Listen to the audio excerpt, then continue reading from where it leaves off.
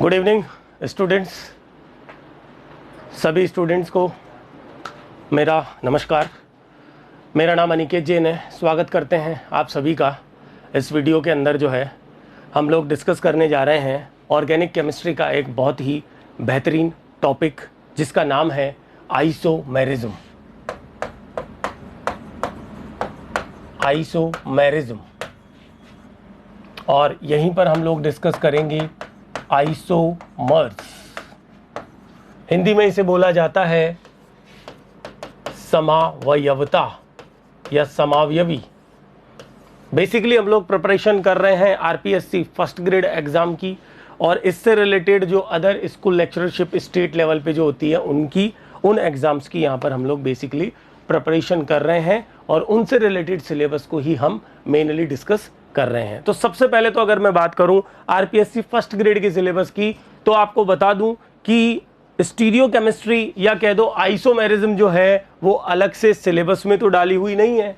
अलग से कहने का मतलब आइसोमेरिज्म यूनिट नाम से नहीं है, स्टीरियो केमिस्ट्री भी यूनिट नाम से नहीं है। ये बेसिकली एक तो एल्केन वाले चैप्टर में डाला हुआ है आरएस नोमेनक्लेचर के नाम से, एल्कीन में ईजेड नोमेनक्लेचर के नाम से इसे डाला हुआ है, और अलग से यूजी अंडर ग्रेजुएशन लेवल पर इसे जो है कन्फर्मेशन एंड कॉन्फ़िगरेशन के नाम से डाला हुआ है। उसमें जो है कॉन्फ़िगरेशनल और कन्फर्मेशनल एनालिसिस को डाला हुआ है सिलेबस के अंदर। तो इस तरह से ये दो पार्ट में वहां डाला हुआ है। लेकिन हम जानते हैं कि अगर हम बात करें स्टीरियो केमिस्ट्री की या आइसोमेरिज्म, क्योंकि आइसोमेरिज्म का ही पार्ट होता है स्टीरियो केमिस्ट्री यानी कि त्रिविम रसायन जिसे हिंदी में कहते हैं, तो हम जानते हैं कि ऑर्गेनिक केमिस्ट्री का एक हर्ट है, ये हृदय है। अगर हम बात करें तो ये बहुत इंपॉर्टेंट पार्ट है ऑर्गेनिक केमिस्ट्री के लिए। सबसे पहली बात तो ये आती है कि ये इतना इंपॉर्टेंट क्यों पार्ट है ये, अगर हम बात करें ऑर्गेनिक केमिस्ट्री के लिए। सबसे पहली बात तो आइसोमेरिज्म की बात नहीं कर रहा हूं मैं आप लोगों से बात कर रहा हूं पहले स्टीरियो केमिस्ट्री की। देखिए, क्योंकि इसी का पार्ट आइसोमेरिज्म तो हमने हेडिंग लिख दी। अगर हम बात करें तो एक्चुअली ओरिजिनली हमारा जो टॉपिक इस वीडियो के अंदर चलने वाला है वो है स्टीरियो केमिस्ट्री, त्रिविम रसायन। आप सभी जानते हैं ऑर्गेनिक केमिस्ट्री कार्बन की केमिस्ट्री है, और basically carbon tetrahedral sp3 hybrid देखा जाता है नेचर में। इस तरह के कार्बन बहुत सारे कंपाउंड में प्रेजेंट होता है। टेट्राहेड्रल यदि ओरिजिनली कार्बन की बात करें हम इस तरह से हम लिखते हैं, ये मैंने एक्चुअली 3D स्ट्रक्चर बना दी है। ये एक 3D स्ट्रक्चर होता है टेट्राहेड्रल की यदि हम बात करें। मैं एक मॉडल से आप लोगों को एक्सप्लेन करता हूं। देखिए, मैं आपके सामने आज जो है इस वीडियो के अंदर एक मॉडल लेके आया हूं। ये मॉडल देखिएगा, ये इसमें कार्बन टेट्राहेड्रल एक कार्बन मैंने लिया है। थोड़ा इसको और पास से हम और ऑब्जर्व करते हैं, इसे चेक कीजिएगा आप। ये जो ब्लैक बॉल है ये एक कार्बन है, और इससे 4 वैलेंसी है टेट्राहेड्रल कार्बन। मैंने इस वक्त चारों अलग अलग कलर की बॉल्स अटैच की हुई है, आप देख रहे हैं। ओरिजिनली ये है कार्बन। आप चेक कीजिएगा जो मैंने आपके सामने बनाया है 3D इमेज, उसे देखिएगा। रेड बॉल और ग्रीन जो बॉल है वो प्लेन में आप लोगों को दिखाई देगी, बोर्ड के पेपर के प्लेन में आपको दिखाई देगी। इसी तरह से आप देखिएगा जो व्हाइट बॉल है और जो इसके पीछे की तरफ ग्रे बॉल है, ग्रे, ये आप देखोगे व्हाइट बॉल आपकी टुवर्ड्स द व्यूअर है यानी कि आउट ऑफ द प्लेन है, और ग्रे बॉल भी आउट ऑफ द प्लेन जा रही है। कहने का मतलब ये हो गया कि टेट्राहेड्रल कार्बन sp3 कार्बन की यदि बात की जाए तो एक्चुअली ये जो होता है ये एक 3D जो अरेंजमेंट होता है। बेसिकली अगर हम बात करें इसको, अगर हमें रिप्रेजेंट करना है तो 3 डायमेंशनल स्ट्रक्चर इसकी होती है, 2 डायमेंशनल नहीं होती है, प्लेनर स्ट्रक्चर नहीं होती है। तो सबसे पहली बात तो कि 3D स्ट्रक्चर यदि ये रखता है, तो अगर हम बात करें स्टीरियो केमिस्ट्री की तो भैया सीधी सी बात ये हो गई कि विदाउट स्टीरियो केमिस्ट्री आप कार्बन की एक्चुअल स्ट्रक्चर को ऑब्जर्व ही नहीं कर पा रहे हो। इस वजह से स्टीरियो केमिस्ट्री एक इंपॉर्टेंट रोल रखती है। सबसे पहली बात तो ऑर्गेनिक केमिस्ट्री के अंदर। अब स्टीरियो केमिस्ट्री को यदि हमें पढ़ना है तो उसकी शुरुआत जो है वो इस चैप्टर आइसोमेरिज्म से की जाती है। तो कैसे की जाती है उसकी बात मैं सबसे पहले आप लोगों से करता हूं। देखिए, तो सबसे पहले जो है हम आइसोमेरिज्म की शुरुआत कर रहे हैं। समावयवता इसे हिंदी में बोला जाता है। समावयवता का मीनिंग खुद वर्ड बता रहा है, समान अवयव, दैट इज कॉल्ड समावयव। हाँ, जिसमें समान अवयव है यानी सेम मॉलिक्यूलर फॉर्मूला है। इसी तरह से ये जो आइसो वर्ड आप लोगों को दिखाई दे रहा है, देखिएगा स्टूडेंट्स, ये जो आइसो वर्ड आप लोगों को दिखाई दे रहा है, मैं लिख देता हूं आइसो प्लस मर्स। हाँ, करेक्ट। तो आइसो वर्ड जो है वो सेम चीज के लिए काम में लिया जाता है, और मर्स यहां पर बेसिकली अवयव के लिए काम में लिया जा रहा है, यानी कि मॉलिक्यूलर फॉर्मूले के लिए काम में लिया जा रहा है। तो कुल मिलाकर के कहानी क्या हो गई कि दोज कंपाउंड्स, 2 और मोर देन 2 कंपाउंड्स, 2 या 2 से अधिक यौगिक हम बात करेंगे यहाँ पर, जिनके मॉलिक्यूलर फॉर्मूला सेम है लेकिन वो आपस में डिफरेंट फिजिकल और केमिकल प्रॉपर्टी रखते हैं। अगर एक सिंगल लैंग्वेज में मुझे डेफिनेशन देनी है तो हम कहते हैं आइसोमर्स। स्टूडेंट्स, आइसोमर्स जो है they are different compound having same molecular formula. सही बात है, ये आपस में डिफरेंट है लेकिन इनका मॉलिक्यूलर फार्मूले का मतलब आप जानते हो मॉलिक्यूलर फार्मूले का मतलब क्या होता है, जहां पर आप एलिमेंट्स की बात करते हो, नंबर ऑफ एलिमेंट्स की। मॉलिक्यूलर फार्मूला सेम है तो मॉलिक्यूलर वेट भी उनका सेम ही आएगा आपस में। तो देखो कितनी बड़ी बात हो गई, मॉलिक्यूलर फार्मूला सेम था, अवयव उनके सेम आ रहे थे, एलिमेंट्स सेम थे, number of elements atoms same थे ओवरऑल मॉलिक्यूल के अंदर, लेकिन उसके बावजूद भी उनकी प्रॉपर्टीज डिफरेंट आ रही थी, चाहे से वो फिजिकल हो चाहे वो केमिकल हो, किसी भी प्रॉपर्टी के रेस्पेक्ट में they are called isomers. First of all मैंने आपको बताया समावयवी आइसोमर्स, और इस परिघटना को, इस फिनोमेना को कहा जाता है आइसोमेरिज्म। तो मेरे हिसाब से आप लोगों को सबसे पहले इंट्रोडक्शन आइसोमेरिज्म का समझ में आ गया होगा।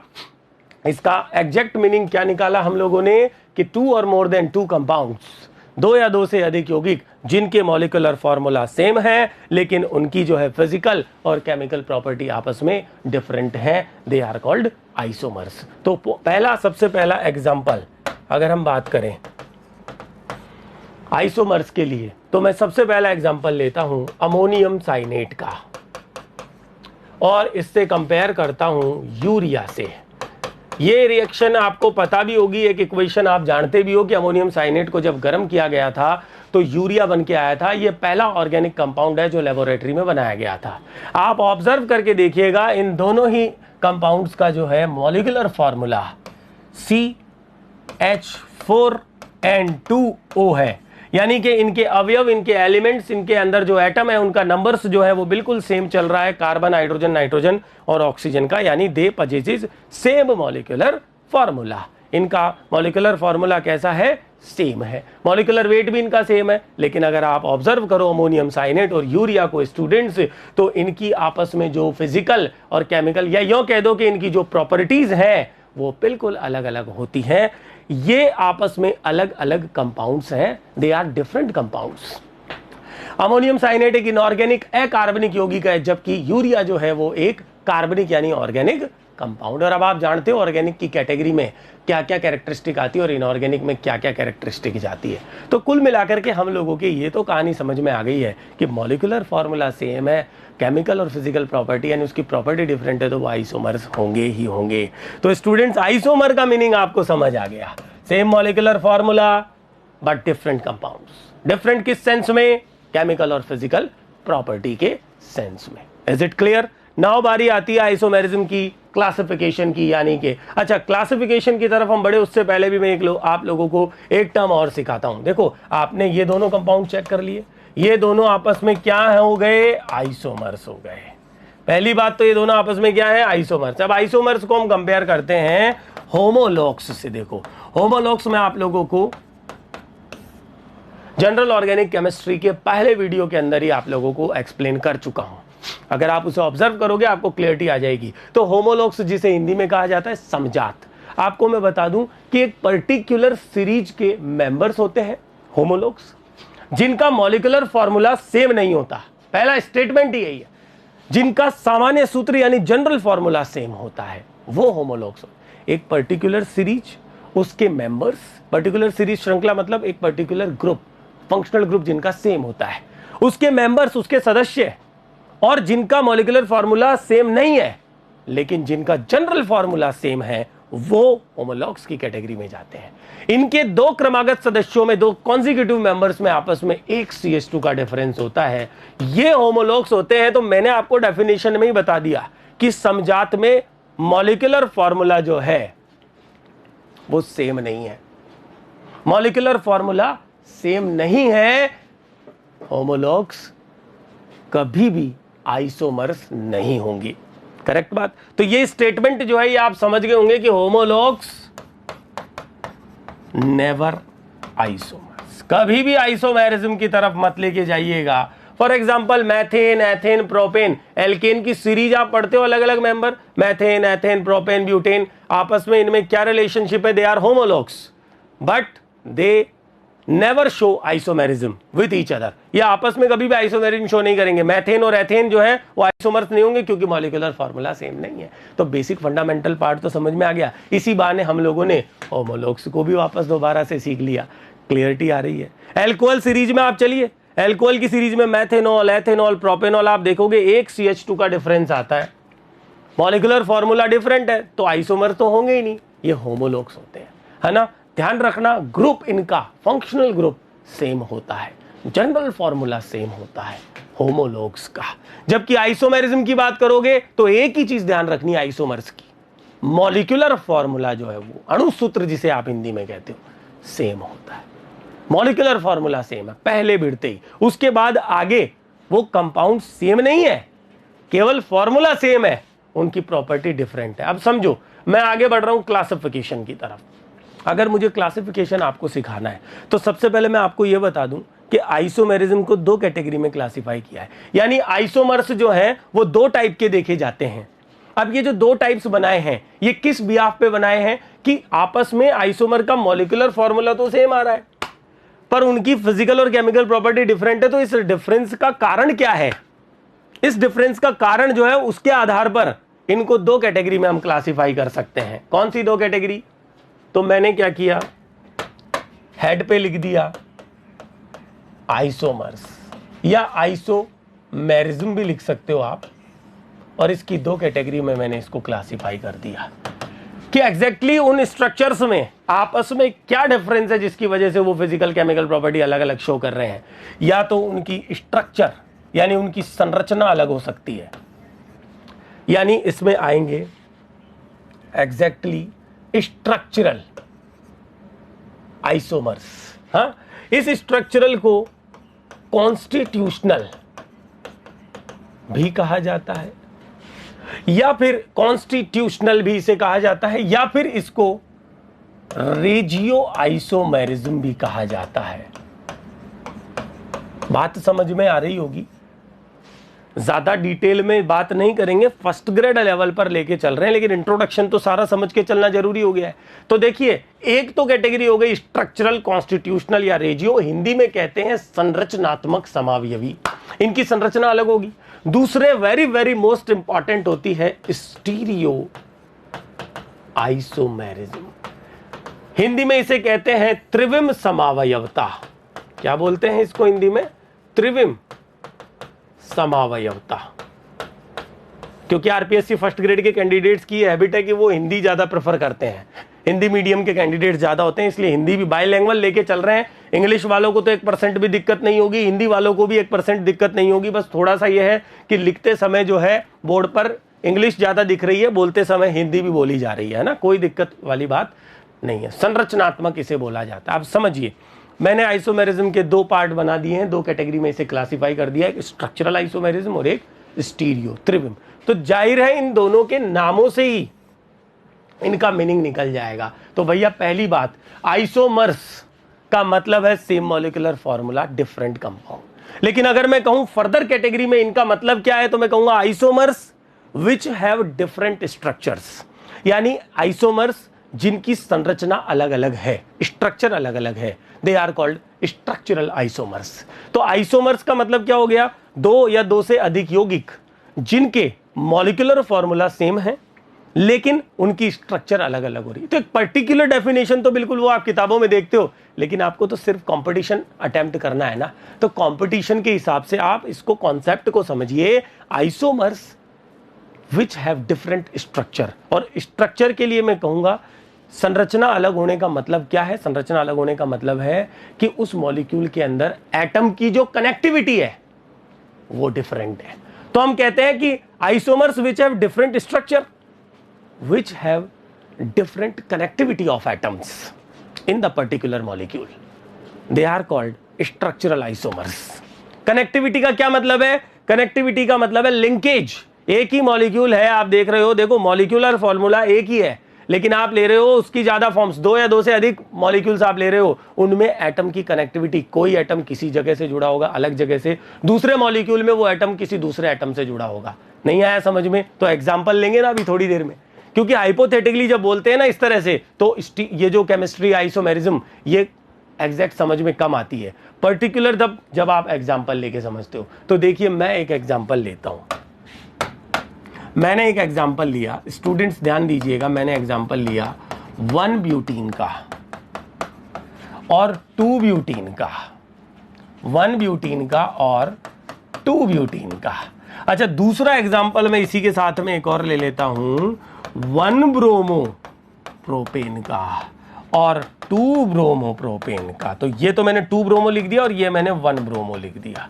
2 एग्जाम्पल से आप लोगों को कनेक्टिविटी समझ में आने लग जाएगी। देखो पहली बात तो मैं कह रहा हूं मॉलिक्यूलर फॉर्मूला सेम होगा, तो आपको मॉलिक्यूलर फॉर्मूला चेक करना आना चाहिए। इन दोनों का मॉलिक्यूलर फॉर्मूला जो निकलेगा चेक कर लो, C4H8 आएगा, इसका भी C4H8 आएगा, बिल्कुल सही बात है, मॉलिक्यूलर फॉर्मूला आ गया। इसी तरह इसका आप मॉलिक्यूलर फॉर्मूला निकालोगे वो भी सेम आएगा। इसी तरह अगर मैं एक और एग्जांपल लूं आपके सामने, नॉर्मल ब्यूटेन, देखो एक बार, और आइसोब्यूटेन, मैंने क्या लिया एग्जांपल, नॉर्मल ब्यूटेन और आइसोब्यूटेन। तो देखो आप चेक करो मॉलिक्यूलर फॉर्मूला, आप चेक करना C4H10 आएगा, और उसका भी चेक कर लो C4H10 आएगा। अब जरा चेक कर लिया मॉलिक्यूलर फॉर्मूला, बिल्कुल इसका मैंने कैलकुलेट नहीं किया, आप कर लीजिएगा, सेम आएगा। आप देखिए, आप सबसे पहले देखिए मॉलिक्यूलर फॉर्मूला सेम है, दैट मींस ये आइसोमर की कैटेगरी में चले गए। 1 ब्यूटीन और 2 ब्यूटीन क्या सेम कंपाउंड है? नहीं है। पहले तो व्यवहारिकता देखिए आप, क्या ये सेम कंपाउंड है? नहीं है। क्या ये सेम है? नहीं है। क्या ये सेम है? नहीं है। दिख रहा है ये सेम क्यों नहीं है? क्योंकि इनकी स्ट्रक्चर अलग अलग है। स्ट्रक्चर का मतलब इनकी कनेक्टिविटी चेंज हो रही है। देखो ब्रोमीन की कनेक्टिविटी यहाँ सेकंड पोजीशन पे है, जबकि यहाँ फर्स्ट पर है पोजीशन पे, कनेक्टिविटी चेंज हो गई, स्ट्रक्चर डिफरेंट होने का मतलब। फिर यहाँ देखो, आप देखना नॉर्मल ब्यूटेन है, ये आइसोब्यूटेन है, कनेक्टिविटी बदल गई ना, देखो इसमें एटम्स की आपस में कनेक्टिविटी बदल गई। यहां पर कनेक्टिविटी, यहां एटम की नहीं बदली, तो बॉन्ड की कनेक्टिविटी बदल गई। डबल बॉन्ड यहाँ फर्स्ट पोजीशन पे है, तो यहाँ डबल बॉन्ड सेकंड पोजीशन पे है। ये 1 ब्यूटीन है, 2 ब्यूटीन है। तो आप समझिए कहीं ना कहीं कनेक्टिविटी केवल और केवल एटम नहीं, बॉन्ड के सेंस में भी आप देख रहे हो। तो कुल मिलाकर के कहानी ये समझ में आ गई है कि मॉलिक्यूलर फॉर्मूला सेम, यानी आइसोमर्स जिनकी स्ट्रक्चर डिफरेंट होगी, जिनकी कनेक्टिविटी डिफरेंट होगी, वो क्या कहलाएंगे? स्ट्रक्चरल आइसोमर कहलाएंगे। अब देखो ये तो बात हो गई डेफिनेशन की, फिर बात आती है एग्जाम पॉइंट ऑफ व्यू से ट्रिक की। तो ध्यान रखना कि स्ट्रक्चरल आइसोमर्स जो हैं, इनके IUPAC नाम, IUPAC ध्यान रखिएगा, कौन से नाम बोल रहा हूं? IUPAC नाम जो है वो अलग अलग होते हैं। क्या बोला मैंने? IUPAC नाम इनके क्या होते हैं? अलग अलग। यदि IUPAC नाम अलग अलग हैं, मॉलिक्यूलर फॉर्मूला सेम आ गया, IUPAC नाम उनके अलग अलग हैं, समझ लीजिएगा वो स्ट्रक्चरल आइसोमर्स है। यदि मॉलिक्यूलर फॉर्मूला सेम और IUPAC नाम भी सेम आ रहा है, तो समझ लीजिएगा वो स्ट्रक्चरल नहीं है, वो अगले पार्ट की तरफ बढ़ गए, स्टीरियो के पार्ट हो गए हैं। कहने का मतलब ये हो गया कि स्टीरियो में जब आप चल रहे हो तो ऐसे आइसोमर्स आएंगे जिनका स्ट्रक्चर भी सेम होता है। मतलब बिल्कुल स्ट्रक्चर सेम होने का मतलब क्या हो गया? ये 2 ब्यूटीन है, इसी के 2 स्टीरियो आइसोमर बनेंगे। अब आप देख लो, 2 ब्यूटीन के ही 2 स्टीरियो आइसोमर बन के आएंगे। तो कहने का मतलब कंपाउंड केमिकली एक ही है। ये तो फिजिकली केमिकली दोनों ही प्रॉपर्टी में अलग अलग हो जाते हैं स्ट्रक्चर में तो, लेकिन स्टीरियो के अंदर तो बहुत सारी प्रॉपर्टी जो है वो लगभग समान होती है, कुछ को छोड़ के। आप ये ध्यान रखिएगा, प्रॉपर्टीज अलग अलग हैं, तभी बात हम कर रहे हैं आइसोमेरिज्म की। अगर प्रॉपर्टीज सेम होती तो भैया क्यों पढ़ रहे होते इस टॉपिक को? आप खुद सोच के देखो कि क्यों पढ़ते हैं। तो भैया आप लोग इंट्रोडक्शन ले रहे हो आइसोमेरिज्म के टाइप्स का, इसमें स्ट्रक्चरल आपने समझ लिया है बेटर तरीके से। मैं आता हूं stereo, very very important, heart of the organic chemistry, heart of the, शुरुआत में ही बता चुका हूं आप लोगों को कि क्यों पढ़ रहे हैं। Tetrahedral carbon sp3 hybrid carbon जो टेट्रावैलेंसी शो करता है, ये एक 3D स्ट्रक्चर है और 3D में जब तक आप इसको इमेजिन नहीं करोगे आपको ऑर्गेनिक कंपाउंड्स की केमिस्ट्री समझ में ही नहीं आएगी। जो रिएक्शंस आप पढ़ रहे हो, जो प्रोडक्ट आप बना रहे हो, जो मेथड ऑफ प्रिपरेशन आप पढ़ रहे हो, विदाउट स्टीरियो आपको वो क्लियर ही नहीं हो पाएगी। ये ध्यान रखिएगा। यहां पर डेफिनेशन क्या दी जाती है, यहां डेफिनेशन दी जाती है isomers having same structural formula. क्या मतलब हुआ? आइसोमर जिनका स्ट्रक्चरल फॉर्मूला सेम है, यानी उनका IUPAC नाम सेम आ रहा है, यानी उनकी कनेक्टिविटी एटम की बिल्कुल सेम चल रही है, हाँ, बट उनका 3D अरेंजमेंट यानी उनका स्पेशियल अरेंजमेंट यानी हिंदी में उनकी आकाशीय व्यवस्था अलग है, तो उन्हें हम कहते हैं स्टीरियो आइसोमर और इस परिघटना को स्टीरियो आइसोमेरिज्म कहा जाता है। फॉर एग्जाम्पल 2-ब्यूटीन, एक अकेला कंपाउंड, ये आपके सामने अभी बनाया था, इसके 2 स्टीरियो आइसोमर्स, एक सिस और एक ट्रांस। अभी आगे जाकर आप EZ भी इसमें सीख लोगे। सिस को बनाता हूं दोनों मिथाइल सेम साइड सिस, ट्रांस को बनाता हूं दोनों मिथाइल ऑपोजिट साइड या दोनों हाइड्रोजन के ट्रांस है। तो बोले इसमें क्या ओरिएंटेशन बदला? इसमें आप देख रहे हो कि इसमें दोनों मिथाइल सेम साइड आ रहे हैं आकाशीय व्यवस्था में, देखो, और इसमें एक इधर एक इधर। तो बोले इससे क्या फर्क पड़ा? इससे इनकी प्रॉपर्टी बदल गई। कंपाउंड एक ही था 2-ब्यूटीन, कनेक्टिविटी सारे एटम्स की बिल्कुल सेम चल रही है, structural formula same, molecular formula, वो तो जब कंपाउंड ही एक ले रहे हो तो मॉलिक्यूलर फॉर्मूला तो सेम हो ही गया, वैसे ही स्ट्रक्चरल फॉर्मूला सेम हो गया, लेकिन 3D अरेंजमेंट अलग अलग हो गए। एग्जैक्टली आप देखोगे कि ये ज्योमेट्रिकल आइसोमेरिज्म का पार्ट बनेगा, ज्यामिति समवायवता का। लेकिन फिलहाल आप स्टीरियो का केस ले रहे हो। समझ में आ रहा है ना आप लोगों को? ये दोनों कंपाउंड की प्रॉपर्टी डिफरेंट होती है, डाइपोल मोमेंट अलग अलग आता है, बॉइलिंग पॉइंट अलग अलग आता है, मेल्टिंग पॉइंट अलग अलग चल जाता है, रिएक्टिविटी बदल जाती है, सॉल्युबिलिटी बदल जाती है, इतनी सारी प्रॉपर्टी बदल गई, तो आप कंपाउंड को एक कैसे कह सकते हो? मुझे ये बताओ। समझ में आ रही है बात? They are different compounds. अब ये किस वे में डिफरेंट है वो जैसे जैसे आप आगे बढ़ोगे सीखते चलोगे। दूसरा एग्जाम्पल लेता हूं, पर इस जगह अब यहां इस पेज पर मेरे पास स्पेस नहीं बचा है, नेक्स्ट पेज पर मैं लेता हूं दूसरा एग्जाम्पल। किसका ले रहा हूं मैं एग्जाम्पल? स्टीरियो आइसोमर का। नेक्स्ट एग्जाम्पल मैंने लिया स्टूडेंट्स लैक्टिक एसिड। तो देखो सबसे पहले तो मैं आप लोगों को लैक्टिक एसिड का बताता हूं फॉर्मूला। फॉर्मूला होता है ये, it is a alpha hydroxy acid. आप चेक करिए, एक अल्फा हाइड्रोक्सी एसिड है। और आप आगे अभी थोड़ी देर में काइरल सेंटर को भी सीख जाओगे, कीरेल केंद्र जिसे आप बोलते हो। अभी थोड़ी देर में आप काइरल सेंटर भी समझ जाओगे। इसमें एक काइरल सेंटर ये रहा, मैंने स्टार से मार्क कर दिया, इस सेंटर वाला। इस काइरल सेंटर के अराउंड इसके 2 स्टीरियो आइसोमर बना देता हूं। देखो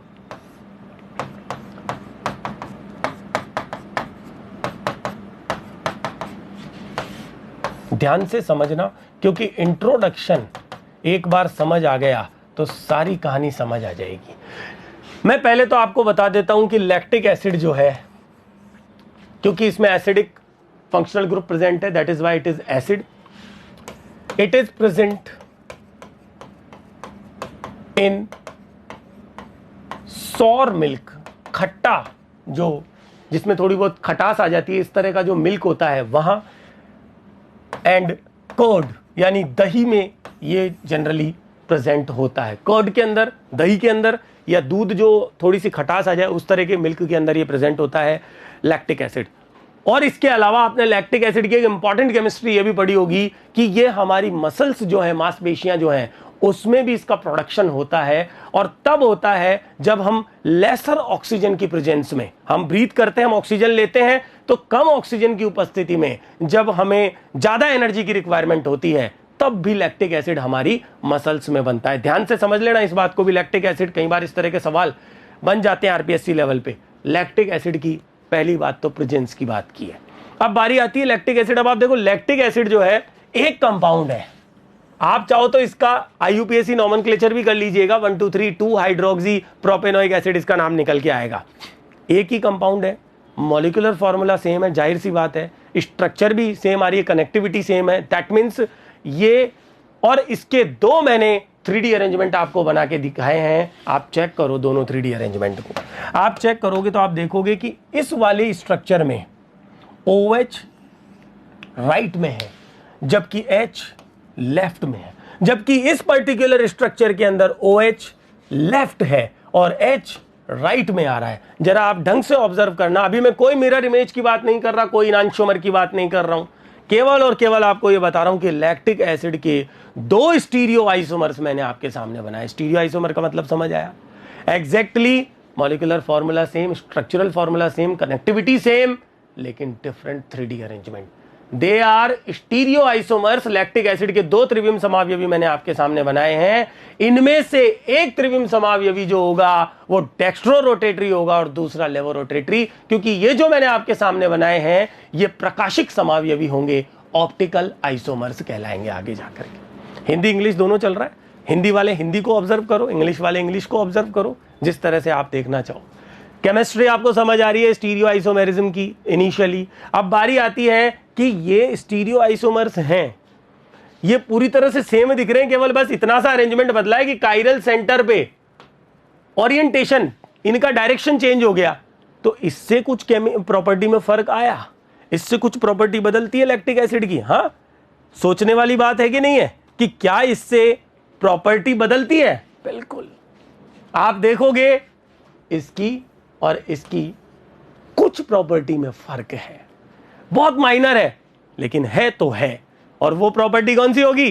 प्रकाशिक गुण जो है, यानी ऑप्टिकल प्रॉपर्टी जो है वो इसकी अलग अलग होने वाली है। अब ये क्या होती है जैसे जैसे आगे बढ़ेंगे आप समझते चलोगे। तो मेरे हिसाब से आप लोगों को बेहतर 2 एग्जांपल्स मैंने लिए। कौन कौन से? सिस 2 ब्यूटीन ट्रांस 2 ब्यूटीन का और D और L लैक्टिक एसिड का। ओरिजिनली अगर मैं बात करूं तो ध्यान दीजिएगा स्टूडेंट्स, ओरिजिनली अगर हम बात करें तो ये वाला इसका प्लस आइसोमर है और ये इसका माइनस आइसोमर है। अगर हम बात करें तो माइनस का मतलब है लिवो रोटेटरी स्मॉल l। अभी आप प्लस माइनस मैंने आपको नहीं बताया है, अभी आप आगे जाकर के इसको समझ जाओगे कि ये क्या होता है। ये इसका माइनस है और ये इसका प्लस आइसोमर है। 1 2 3। अगर मैं इसको अगर ओरिजिनली बात करूं, देखो कुछ जगहों पर लैक्टिक एसिड दोनों फॉर्म मिलती हैं, लेकिन कुछ जगहों पर जैसे हमारी मसल्स में इनमें से केवल एक ही आइसोमर बन के आता है ओरिजिनली। तो इंपॉर्टेंस क्या है? इंपॉर्टेंस ये स्टीरियो आइसोमर की कि पर्टिकुलर एक आइसोमर किसी जगह पे बन रहा होगा या काम आ रहा होगा, दूसरा नहीं काम आता। तो हमें उसकी नॉलेज अगर पता नहीं है तो वो केमिस्ट्री हमारे लिए यूजफुल नहीं होगी। हमें नॉलेज होनी चाहिए कि कौन सा पर्टिकुलर स्टीरियो आइसोमर एग्जैक्टली हमें उस जगह ऑब्जर्व हो रहा है जहां हम केमिस्ट्री चेक कर रहे हैं, चाहे वो किसी प्रोडक्ट के रेस्पेक्ट में हो, जब हमें किसी को बनाना है, प्रिपेयर करना है किसी प्रोडक्ट को कमर्शियली इंडस्ट्रियली, हमें बहुत जरूरत पड़ती है स्टीरियो आइसोमेरिज्म की। आपको प्रैक्टिकली ये बात समझ आ गई है? तो हमने शुरुआत की आइसोमेरिज्म से, यहां से शुरुआत की हमने आइसोमेरिज्म से। हमने पहले इंट्रोडक्शन समझा आइसोमर्स का, क्या होते हैं ओरिजिनली आइसोमर्स, फिर हमने उसकी 2 कैटेगरी को समझ लिया। अब मैं सबसे पहले इसके टाइप्स, क्योंकि आरपीएससी फर्स्ट ग्रेड में इसके टाइप से संबंधित सवाल भी बनते हैं और ये काम आते हैं, इसलिए पहले इसके टाइप्स आप लोगों को बताऊंगा। फिर मेन तो हमारा पर्पज यही है, सिलेबस में भी हमारे यही लिखे हुए हैं, इससे संबंधित चीजें RS nomenclature, DL, EEZ, confirmation, ये सब इसका पार्ट होंगे। लेकिन पहले इसके टाइप से एक बार आरपीएससी फर्स्ट ग्रेड में जरूरी है, इसलिए चर्चा करके चलेंगे। तो स्टूडेंट्स बात करते हैं टाइप्स ऑफ स्ट्रक्चरल आइसोमर्स। और आप ये भी देख रहे हो कि मैंने इसका नाम रेजियो भी लिखा है, तो अब ये आपको समझ में आ गई होगी कि रेजियो सेलेक्टिव रिएक्शंस जब हम पढ़ते हैं, आगे जाकर आप पढ़ोगे रेजियो सेलेक्टिविटी, रेजियो सेलेक्टिव रिएक्शंस, तो ध्यान रखना 2 स्ट्रक्चरल आइसोमर्स वहां बनते हैं, एक मेजर एक माइनर, वो रेजियो सेलेक्टिव होती है। इन्हीं को रेजियो आइसोमर भी कहा जाता है। तो देखिए 5 मेनली 5 कैटेगरी इनकी बनाई गई है। कौन कौन सी? चेन को हिंदी में कहते हैं श्रृंखला आइसोमेरिज्म। पोजिशनल, पोजीशन को हिंदी में कहते हैं स्थिति। फंक्शनल ग्रुप, एफजी मतलब फंक्शनल ग्रुप, क्रियात्मक समूह समावयवता। मेटामर्स, मध्यावयवता हिंदी में। और टॉटोमर्स, यानी कि चलावयवता हिंदी में, श्रृंखला, स्थिति, क्रियात्मक समूह, मध्यावयवी और चलावयवी। क्यों? सही बात है, 5 कैटेगरी हो गई, एक एक करके देख लेते हैं। सबसे पहले चेन आइसोमर्स, नाम से ही इनका मीनिंग निकलेगा। तो भैया आइसोमर्स, मैं क्या बोल रहा हूं, एक शब्द बोल रहा हूं मैं आपके सामने, मैं बोल रहा हूं आइसोमर्स। जब मैं बोलूं आइसोमर्स तो इसका मतलब है 2 या 2 से अधिक यौगिक जिनके मॉलिक्यूलर फॉर्मूला सेम है, यानी अणुसूत्र समान है। और मॉलिक्यूलर फॉर्मूला सेम है तो मॉलिक्यूलर वेट भी सेम होगा, यह बात बताने की जरूरत नहीं है। तो आइसोमर्स मतलब 2 या 2 से अधिक कंपाउंड्स के बीच में कंपैरिजन कर रहे हैं जिनका मॉलिक्यूलर फॉर्मूला सेम है। आइसोमर्स जिनकी श्रृंखला डिफरेंट है।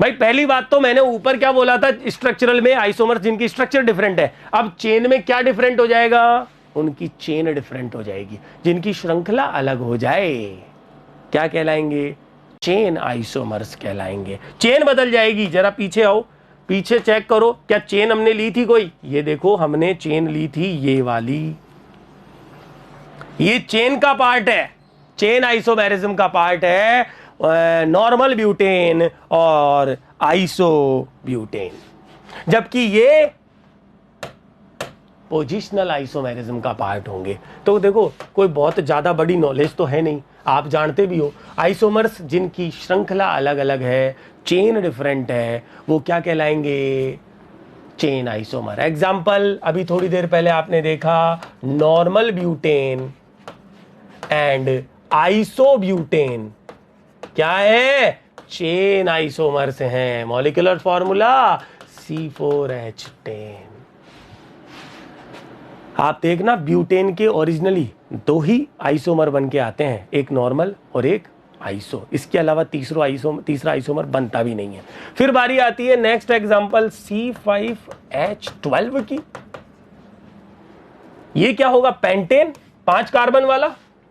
हाँ, और 5 कार्बन वाला यदि पेंटेन हम ले रहे हैं तो हमने एक तो नॉर्मल पेंटेन पहला,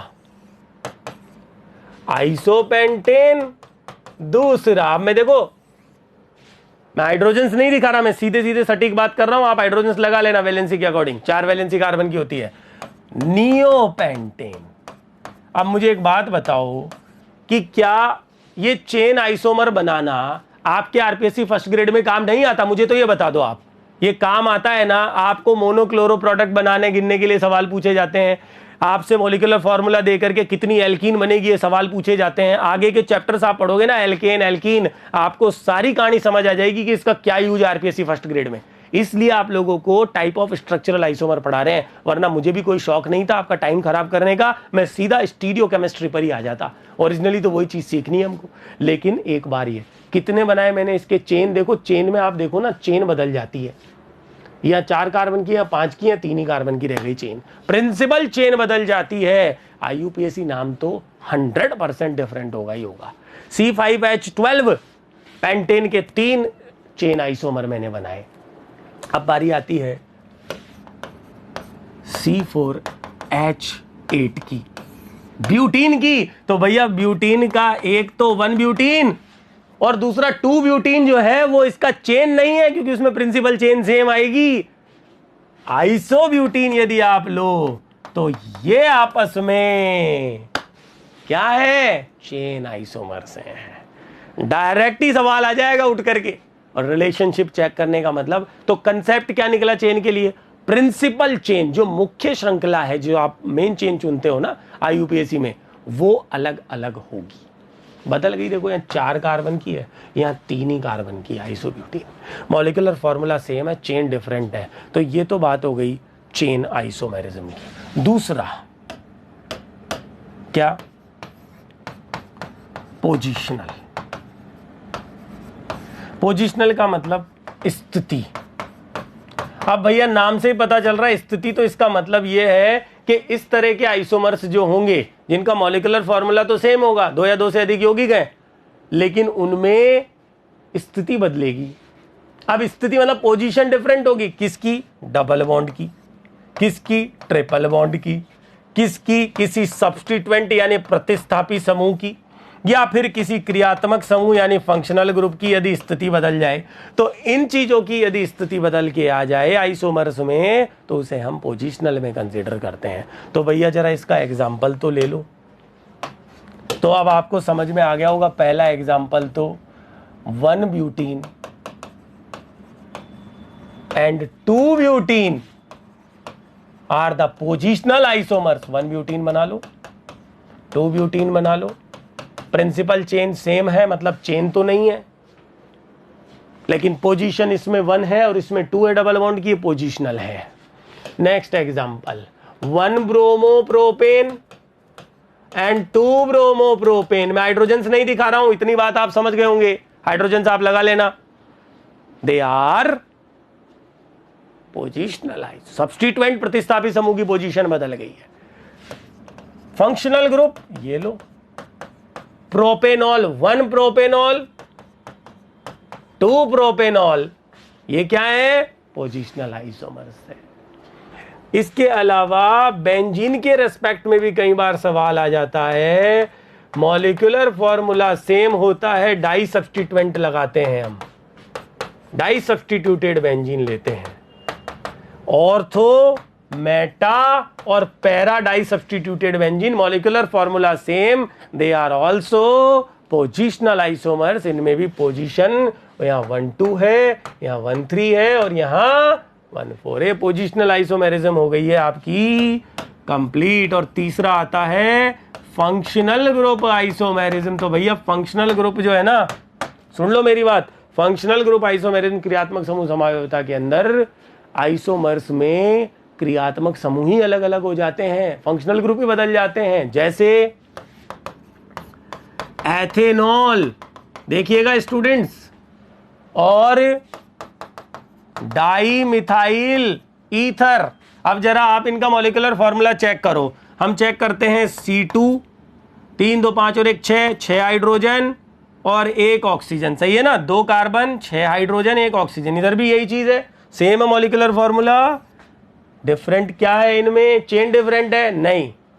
पोजीशन नहीं, अरे भाई ग्रुप ही चेंज है, ये एल्कोहल है ये ईथर है, ग्रुप ही चेंज हो गया। They are functional group isomers, पहली बात। फॉर एग्जांपल प्रोपेनेल, 3 कार्बन वाला प्रोपेनेल एल्डिहाइड और एसीटोन, आप चेक करो इनका मॉलिक्यूलर फॉर्मूला, इसमें 3 कार्बन है 6 हाइड्रोजन है दोनों के अंदर। They are functional group isomers, because ketone अलग है और एल्डिहाइड अलग फंक्शनल ग्रुप होता है। तो इस तरह से आप लोगों को फंक्शनल ग्रुप आइसोमेरिज्म का भी समझ में आ गया। जरा देखना, फंक्शनल ग्रुप में एक और कैटेगरी आती है रिंग चेन। रिंग चेन, इसमें भी आप देखना, रिंग चेन में एक तो रिंग वाली स्ट्रक्चर, जैसे हम आगे चैप्टर्स में देखेंगे। जैसे फॉर एग्जांपल मैं लेता हूं C3H6। C3H6 molecular formula resemblance show कर रहा है CnH2n से, यानी ये एल्कीन के मेंबर है। एल्कीन का मेंबर है तो भैया CH3CH डबल बॉन्ड, ये प्रोपीन थी ओरिजिनली, अगर हम देखें तो इसमें ये क्या थी? प्रोपीन थी, C3H6। लेकिन हम जानते हैं कि ये साइक्लोप्रोपेन से भी समानता शो कर रहा है। तो आप देखो कि ये और इसमें ना तो कोई श्रृंखला ना कोई पोजीशन, एग्जैक्टली ग्रुप बदला है। ग्रुप बोलूंगा मैं, फंक्शनल ग्रुप नहीं कह रहा, मैं ग्रुप ही कह रहा हूं पूरी तरह से। एल्कीन अलग ग्रुप है और साइक्लो एल्केन अलग ग्रुप है, मॉलिक्यूलर फॉर्मूला सेम है, तो ओरिजिनली तो ये पार्ट फंक्शनल ग्रुप का है, लेकिन एक स्ट्रक्चर जो है वो ओपन चेन है और एक रिंग स्ट्रक्चर है। दैट इज वाई इसको समटाइम रिंग चेन आइसोमेरिज्म भी बोल देते हैं। आपको बात समझ आ रही है? आगे बढ़ता हूं, क्योंकि इसमें ज्यादा टाइम खराब करने से कोई मतलब नहीं है हमें। इसमें जो काम की चीज़ है वो लेते चलो, क्योंकि स्टीरियो केमिस्ट्री में हमें ओरिजिनली बढ़ना है आगे और डिटेल में देखना है। फोर्थ है हमारा मेटामेरिज्म। अब मेटामेरिज्म जो है, मेटामर्स मध्यावयवी, इसमें जो है डाईवेलेंट एटम, डाईवेलेंट एटम का मतलब है जिस एटम की 2 वैलेंसी हो।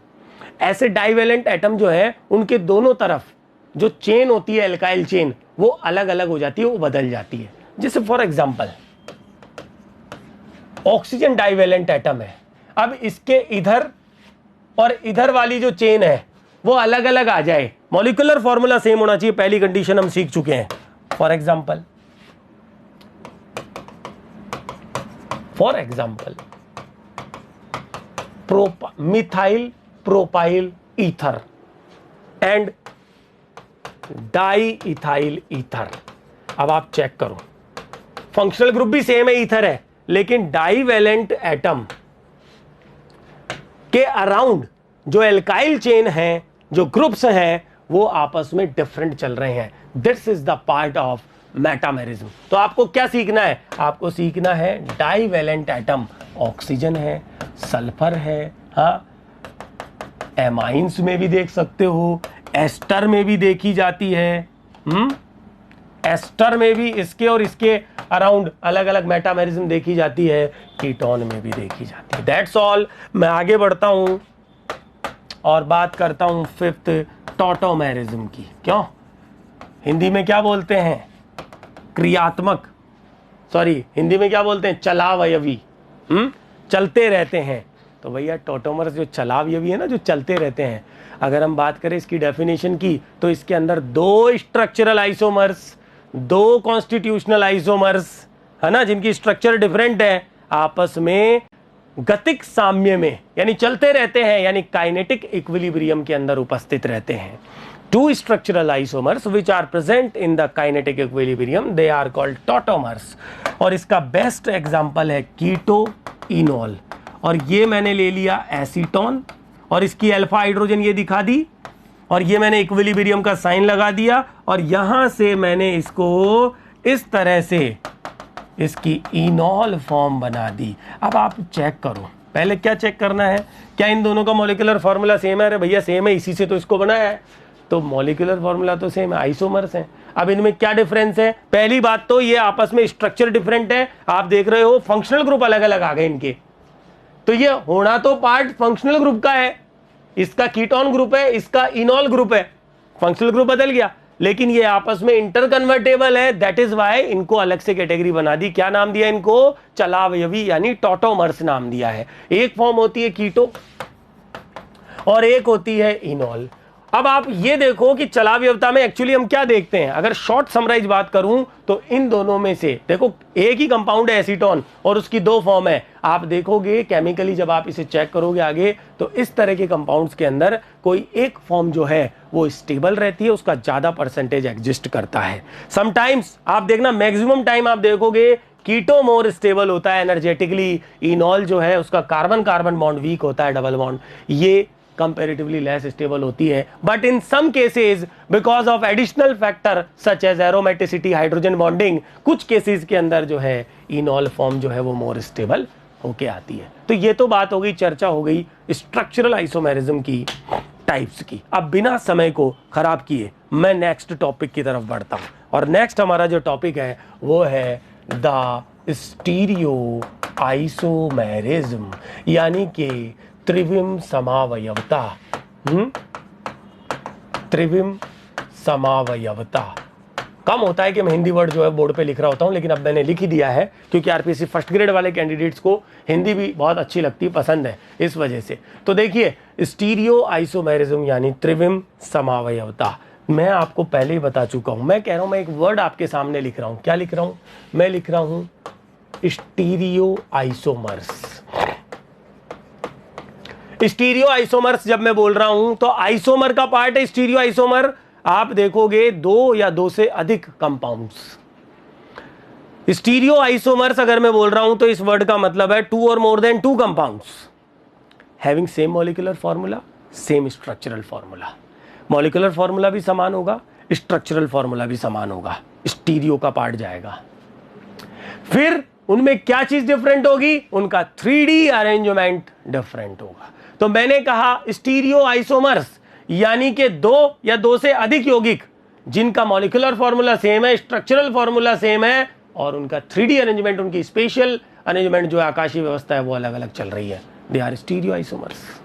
डेफिनेशन पहले ही तैयार हो चुकी है। दो कैटेगरी में क्लासिफाई करो टाइप्स ऑफ स्टीरियो आइसोमर। यहां कॉन्फिगरेशनल, यहां कन्फर्मेशनल। कॉन्फिगरेशनल को हिंदी में कहते हैं विन्यासी। दरअसल इसके नाम में बहुत वो है, इसलिए कई स्टूडेंट इसको विन्यासी नाम से ही जानते हैं, तो मैंने विन्यासी भी लिख दिया। इसे कहते हैं संरूपण। दो कैटेगरी में क्लासिफाई किया, एक कॉन्फ़िगरेशनल, एक कन्फर्मेशनल। अब बात आती है कि ये क्या होते हैं, तो एक बार पहले इनको समझते हुए चल लें, उसके बाद फिर आगे ऑप्टिकल और ज्योमेट्रिकल की तरफ हम बढ़ जाएंगे। समझ में आ रहा है सभी स्टूडेंट्स को? तो मैं क्या बोलूंगा, देखो इसकी डेफिनेशन क्या होगी,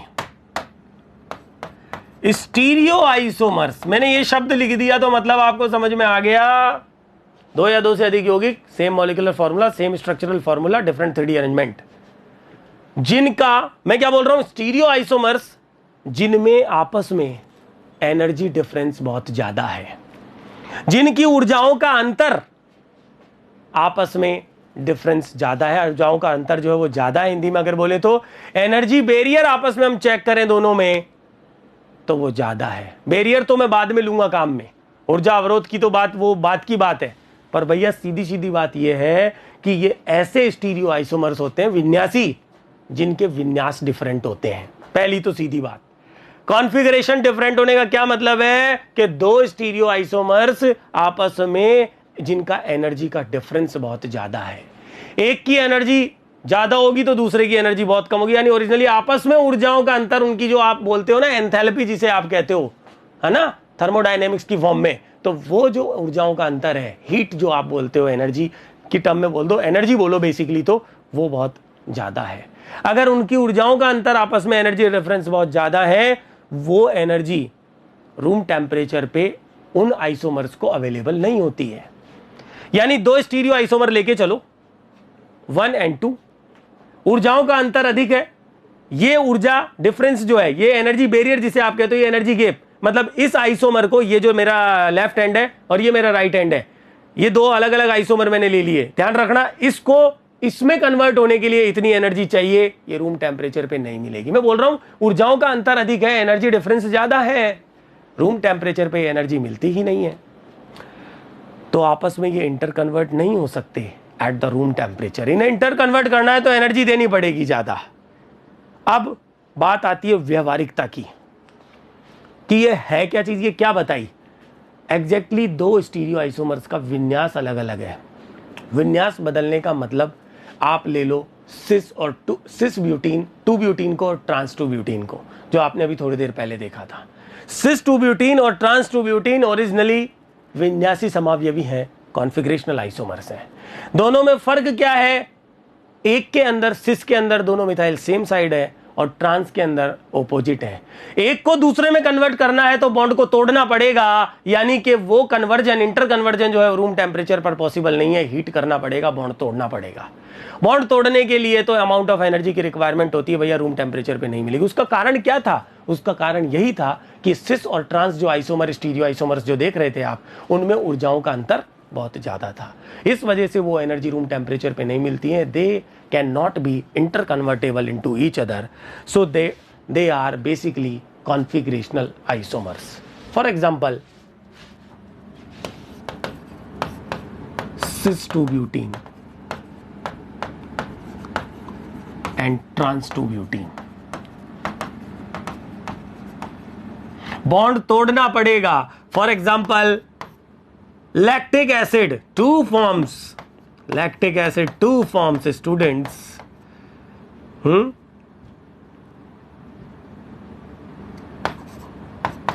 ये ले लिया और एक ये ले लिया,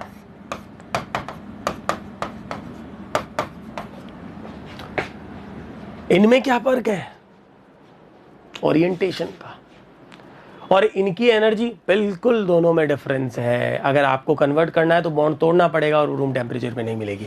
ये भी स्टीरियो कॉन्फ़िगरेशनल का पार्ट है, यानी ज्योमेट्रिकल और ऑप्टिकल कॉन्फ़िगरेशनल का पार्ट बनेगा, अभी थोड़ी देर में बताऊंगा। अब मैं आता हूं कन्फर्मेशनल पे। एग्जैक्टली ये स्टीरियो केमिस्ट्री का पार्ट है ही नहीं, लेकिन हम इसको क्लासिफिकेशन में पढ़ते हैं।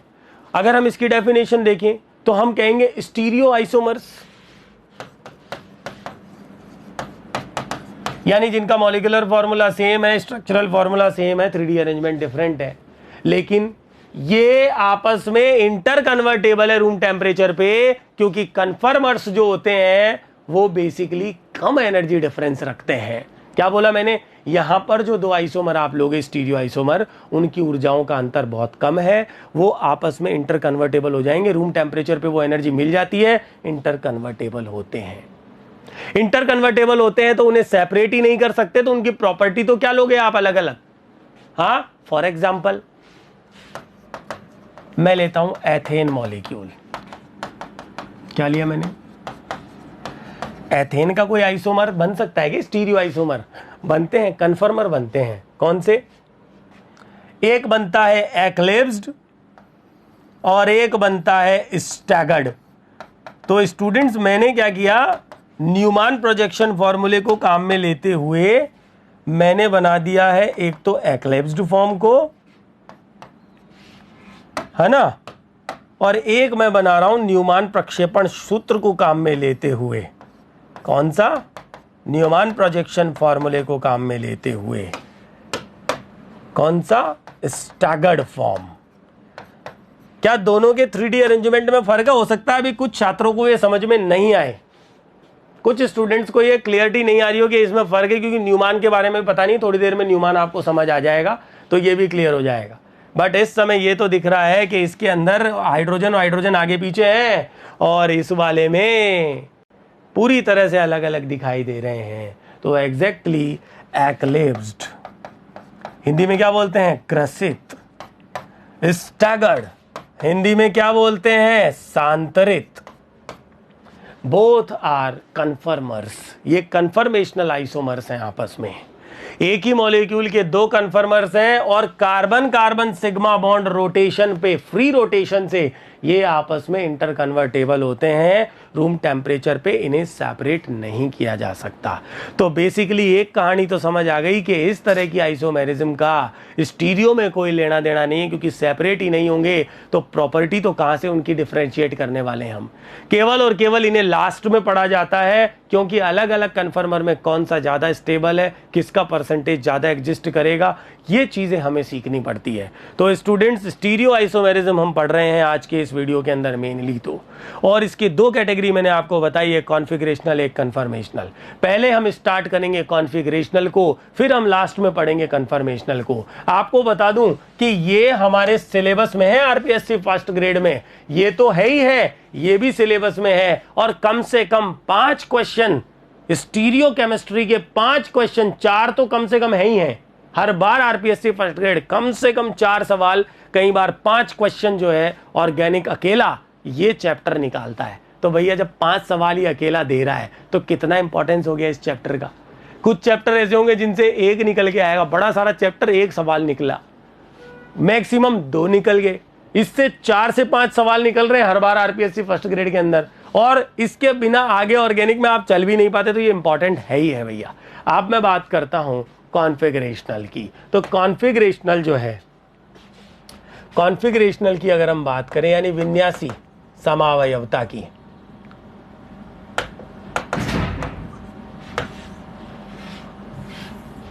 किसकी बात कर रहे हैं हम?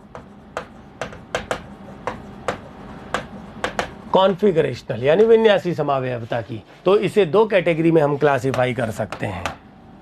2 कौन कौन सी? ऑप्टिकल और ज्योमेट्रिकल। आ रही है ना बात समझ में? ऑप्टिकल और, ऑप्टिकल को हिंदी में क्या बोलते हैं? प्रकाशिक। ज्योमेट्रिकल को हिंदी में क्या बोलते हैं? ज्यामिति।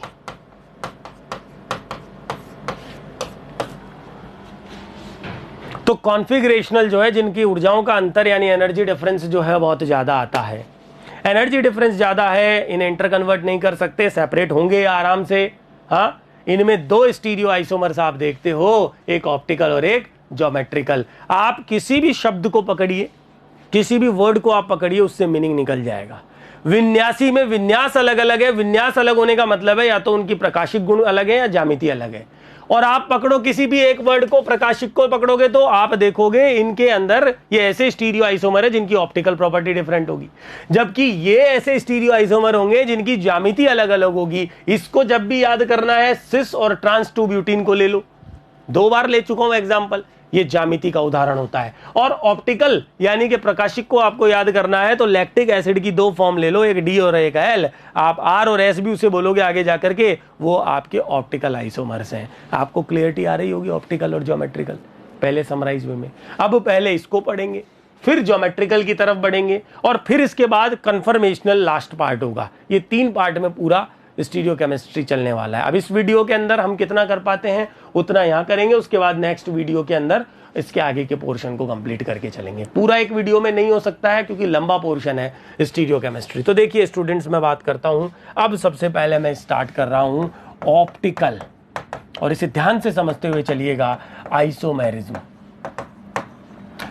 ऑप्टिकल आइसोमेरिज्म यानी प्रकाशिक समावयवता। those stereo isomers which have different optical property। क्या चीज डिफरेंट मिलेगी? क्या चीज डिफरेंट मिल रही है? Optical property. पहली बात तो प्रकाशिक गुण उनके अलग अलग हैं। ये ऑप्टिकल प्रॉपर्टी का क्या मतलब होता है? ऑप्टिकल प्रॉपर्टी का मतलब होता है प्लेन पोलराइज लाइट को रोटेट करने का डायरेक्शन। प्लेन पोलराइज लाइट जो होती है उसे हिंदी में कहते हैं समतल ध्रुवित प्रकाश। प्लेन पोलराइज लाइट, समतल ध्रुवित प्रकाश के तल को घूर्णित करने की दिशा। प्लेन पोलराइज लाइट का जो एंगल है, मैं कह दूं डायरेक्शन जो है, उसको, उसका जो प्लेन है, उसका जो तल है, उसको घूर्णित करना मतलब रोटेट करने का जो डायरेक्शन है। बाइलिंगुअल लेके चलने में कई बार थोड़ा कंफ्यूजन आ जाता है। मैं क्या बोल रहा हूं? Those stereoisomers which have different optical property, they are optical isomers। Exactly, optical isomerism उसी का पार्ट है, हम देखें उसी के अंदर चल रहा है। ऑप्टिकल प्रॉपर्टी डिफरेंट होने का मतलब है प्लेन पोलराइज लाइट को रोटेट करने का जो डायरेक्शन है वो अलग अलग है। एक स्टीरियो आइसोमर क्लॉकवाइज रोटेट करेगा तो दूसरा stereo isomer anti clockwise rotate करेगा। रोटेशन बराबर एंगल का होगा, ध्यान रखिएगा, बिल्कुल एग्जैक्ट बराबर होगा, लेकिन एक का क्लॉकवाइज दूसरे का एंटी क्लॉकवाइज। क्लॉकवाइज यानी घड़ी की सुई की दिशा, आप जानते हो क्लॉकवाइज इसे कहते हैं, इस तरह। और anti clockwise opposite of the clock. अगर हम देखें तो clockwise that's clockwise, that's anti clock. तो स्टूडेंट आपको बात समझ में आ गई? ऑप्टिकल प्रॉपर्टी डिफरेंट होगी, यानी मॉलिक्यूलर फॉर्मूले से स्टार्ट करो, same molecular formula, same structural formula, different 3D arrangement. और अरेंजमेंट में डिफरेंट क्या हुआ? उनके प्रकाशिक गुण बदल गए, arrangement different. 3D arrangement different होने से उनकी ऑप्टिकल प्रॉपर्टी चेंज हो गई। एक जो है प्लेन पोलराइज लाइट को क्लॉकवाइज घुमा रहा है तो दूसरा एंटी क्लॉकवाइज घुमा रहा है। मैंने कहा था ना माइनर सा फर्क आएगा। लैक्टिक एसिड जो अभी थोड़ी देर पहले देखा था, उसका डी और एल जो बनाया था ना हमने, उसमें एक जो डी हम बोल रहे हैं वो क्लॉकवाइज घुमाता है, डेक्स्ट्रो रोटेटरी से आया है डी। क्या कहा मैंने? Dextro rotatory. हिंदी में इसको कहते हैं दक्षिणावर्त। और लेवो रोटेटरी से आया है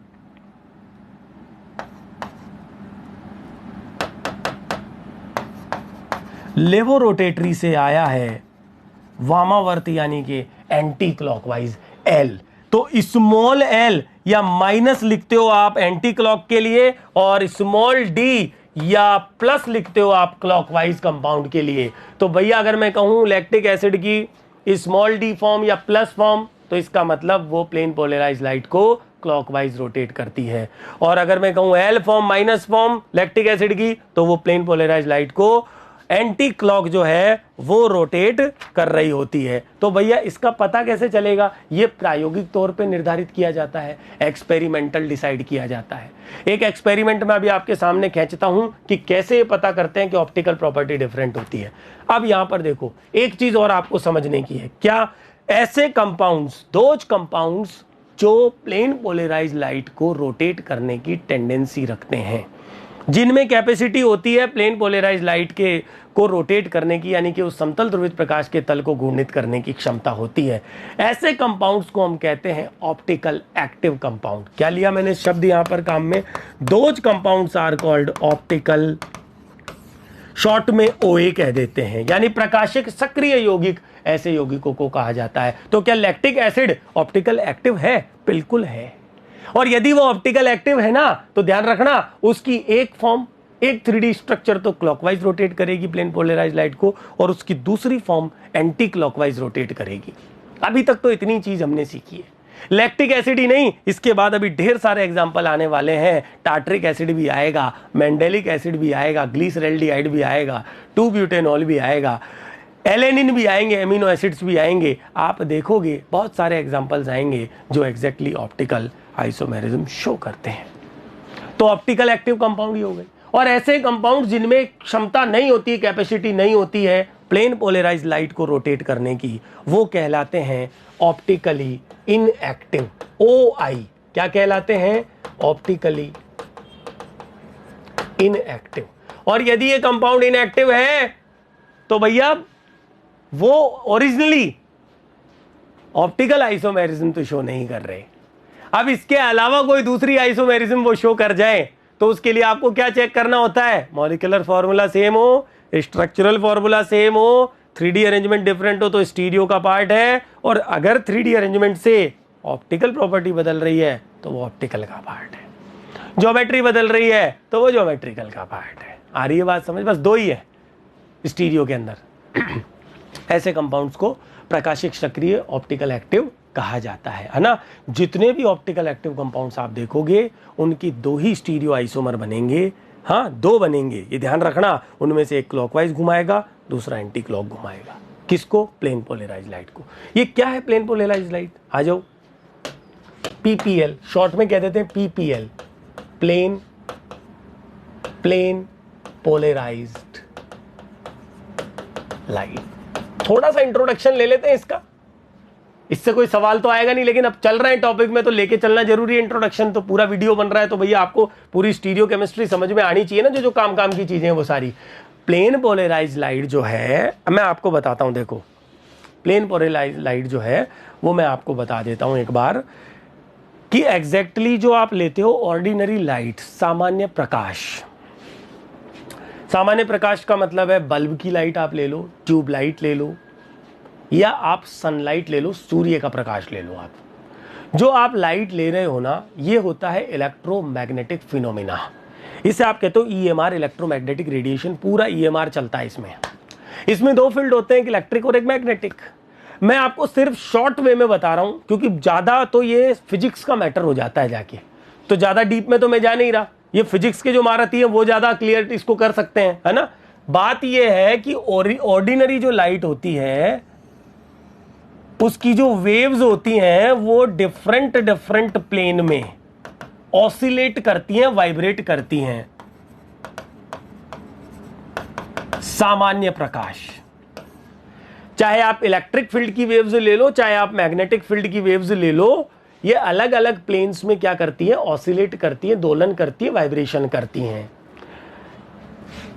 हमें चाहिए एक ही प्लेन वाली लाइट वेव्स, तो इसे एक पोलराइजर से पास किया जाता है, जैसे कि निकोल प्रिज्म।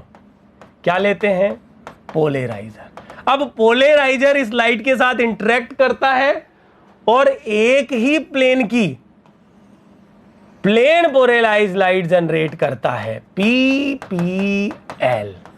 ये होती है समतल ध्रुवित प्रकाश, प्लेन पोलराइज लाइट। इसका यह फायदा है कि इसका प्लेन एक ही एंगल पर चल रहा है। ठीक, इस प्लेन पोलराइज लाइट को एक ट्यूब लेते हैं, सैंपल ट्यूब, जिसमें सॉल्यूशन भर दिया है ऑप्टिकली एक्टिव सब्सटेंस का, प्रकाशिक सक्रिय यौगिक का सॉल्यूशन भर दिया, इससे पास किया जाता है। यह है पोलरीमीटर ट्यूब, ध्रुवण मापी नली। और यह पूरा एक्सपेरिमेंट जो है ये कहलाता है पोलरीमीटर एक्सपेरिमेंट, ध्रुवण मापी प्रयोग। इससे पास करते हैं तो 100% अगर ये प्रकाशिक सक्रिय यौगिक है तो इससे इंटरेक्ट करेगा प्लेन पोलराइज लाइट से। और क्योंकि आप आगे जाकर ये सीख लोगे स्टूडेंट्स कि प्रकाशिक सक्रिय ऑप्टिकल एक्टिव कंपाउंड्स के अंदर एक प्रॉपर्टी प्रेजेंट होती है काइरलिटी की, एसिमेट्री की, एनांशोमेरिज्म की। ये इस प्रॉपर्टी की वजह से, असममितता की वजह से इस प्लेन को घुमा देता है, इसे रोटेट कर देता है इस लाइट के प्लेन को। और आप देखोगे कि जब आप पहले जो आपने लिया था वो तो ये था, एंड बाद में जो आया वो ये आया, थीटा डिग्री का इसमें लगभग रोटेशन हो गया। इसे एनालाइजर पे, एक्सपेरिमेंट में एक एनालाइजर पर इसे ऑब्जर्व कर लेते हैं और उससे हमें एंगल रोटेशन का पता चल जाता है। अब इसमें क्या क्या चीजें हैं देखो, इसमें एक तो है पोलरिमीटर ट्यूब, इसकी लेंथ लेते हैं L डेसीमीटर, और जो सॉल्यूशन आपने ऑप्टिकल एक्टिव सब्सटेंस का लिया है वो लेते हैं C, कंसंट्रेशन ग्राम मिलीलीटर के अंदर। तो अब आप समझो हमारा जो मेन जो रोटेशन होके आया एंगल, उसे हम कहते हैं थीटा। ये क्या है? ये है ऑब्जर्व्ड रोटेशन, जो हमने ऑब्जर्व किया। It is directly proportional to the concentration of solution as well as the length of polarimeter tube. और जब इस प्रोपोर्शनलिटी को हटाया जाता है तो एक कांस्टेंट वैल्यू को हम स्क्वायर ब्रैकेट में दिखा देते हैं, that is originally the specific rotation, विशिष्ट घूर्णन। ये एक कैरेक्टरिस्टिक प्रॉपर्टी है पर्टिकुलर ऑप्टिकल एक्टिव सब्सटेंस की। स्पेसिफिक रोटेशन फिक्स होता है, बदलता नहीं है, ये ध्यान रखना। तो इसे कैसे डिटरमाइन करते हैं? आप वैल्यू को मैथमेटिकल इक्वेशन को सॉल्व करेंगे, theta divided by L dot C, ये है स्पेसिफिक रोटेशन। ऑब्जर्व रोटेशन तो कंसंट्रेशन और लेंथ पे डिपेंड कर रहा है, फिजिकल एक्सपेरिमेंट है। जैसे जैसे लेंथ कम करोगे, बढ़ाओगे, या कंसंट्रेशन बढ़ाओगे, घटाओगे, तो ऑब्जर्व रोटेशन में चेंज आ सकता है, लेकिन ये वैल्यू नहीं बदलेगी, क्योंकि ये फिक्स कंसंट्रेशन और फिक्स लेंथ पर ही ऑब्जर्व की जाती है। क्लियरिटी आ रही है? स्पेसिफिक रोटेशन की बात कर ली।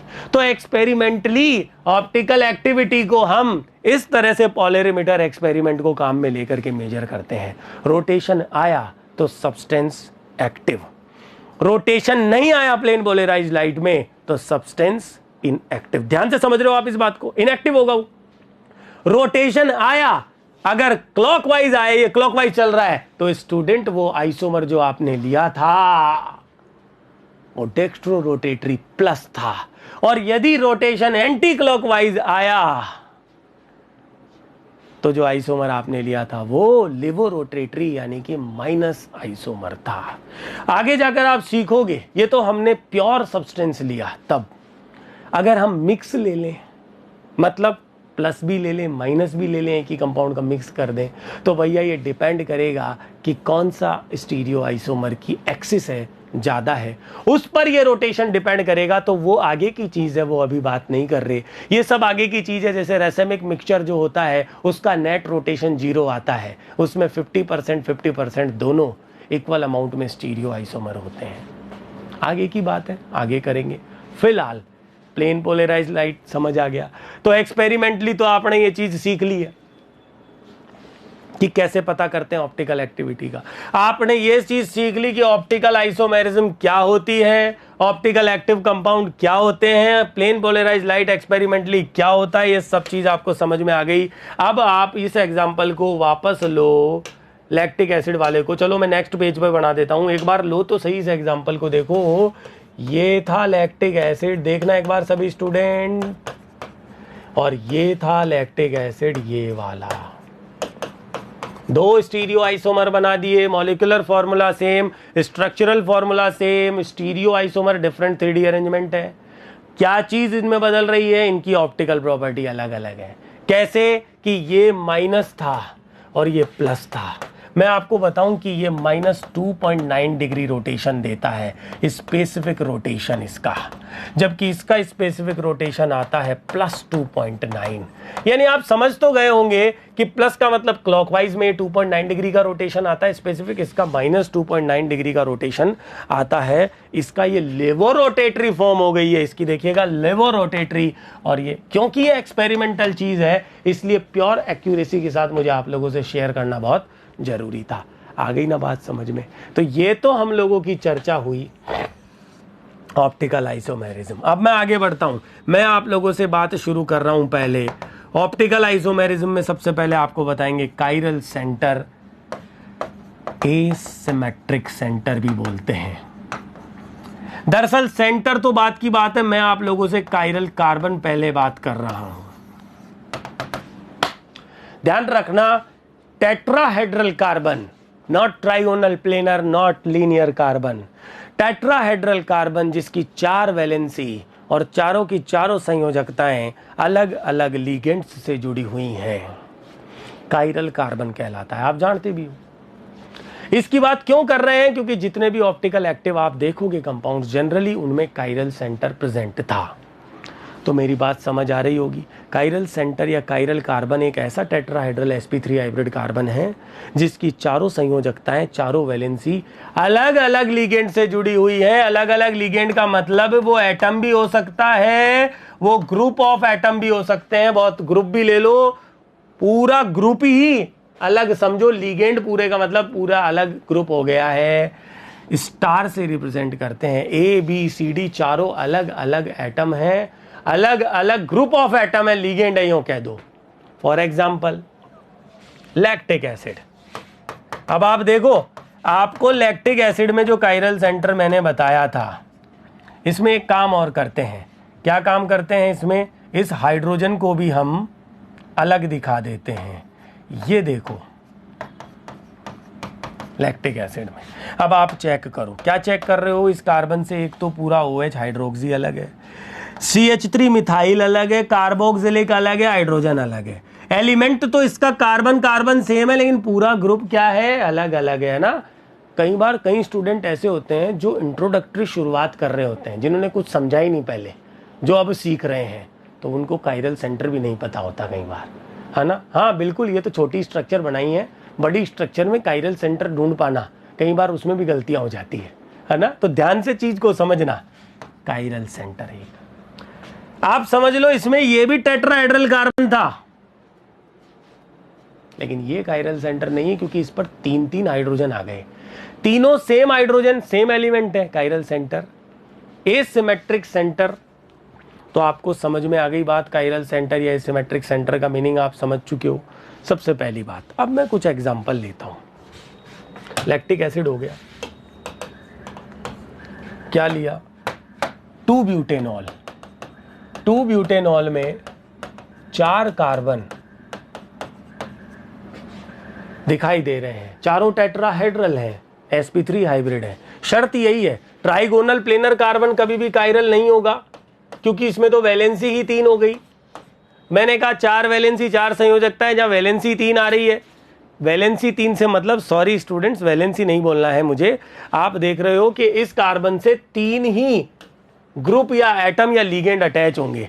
वैलेंसी तो 4 है कार्बन की, लेकिन एक पाई बॉन्ड आ गया, है ना। तो करेक्ट करो इस लैंग्वेज को कि इस तरह के कार्बन में आप कायरल सेंटर कभी ढूंढने की गलती नहीं करोगे।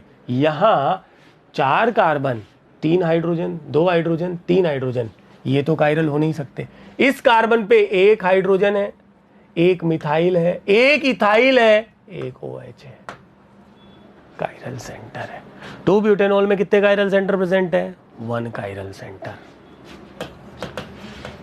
ग्लीसरैल्डिहाइड, शुगर यानी शर्करा, कार्बोहाइड्रेट का पहला मेंबर।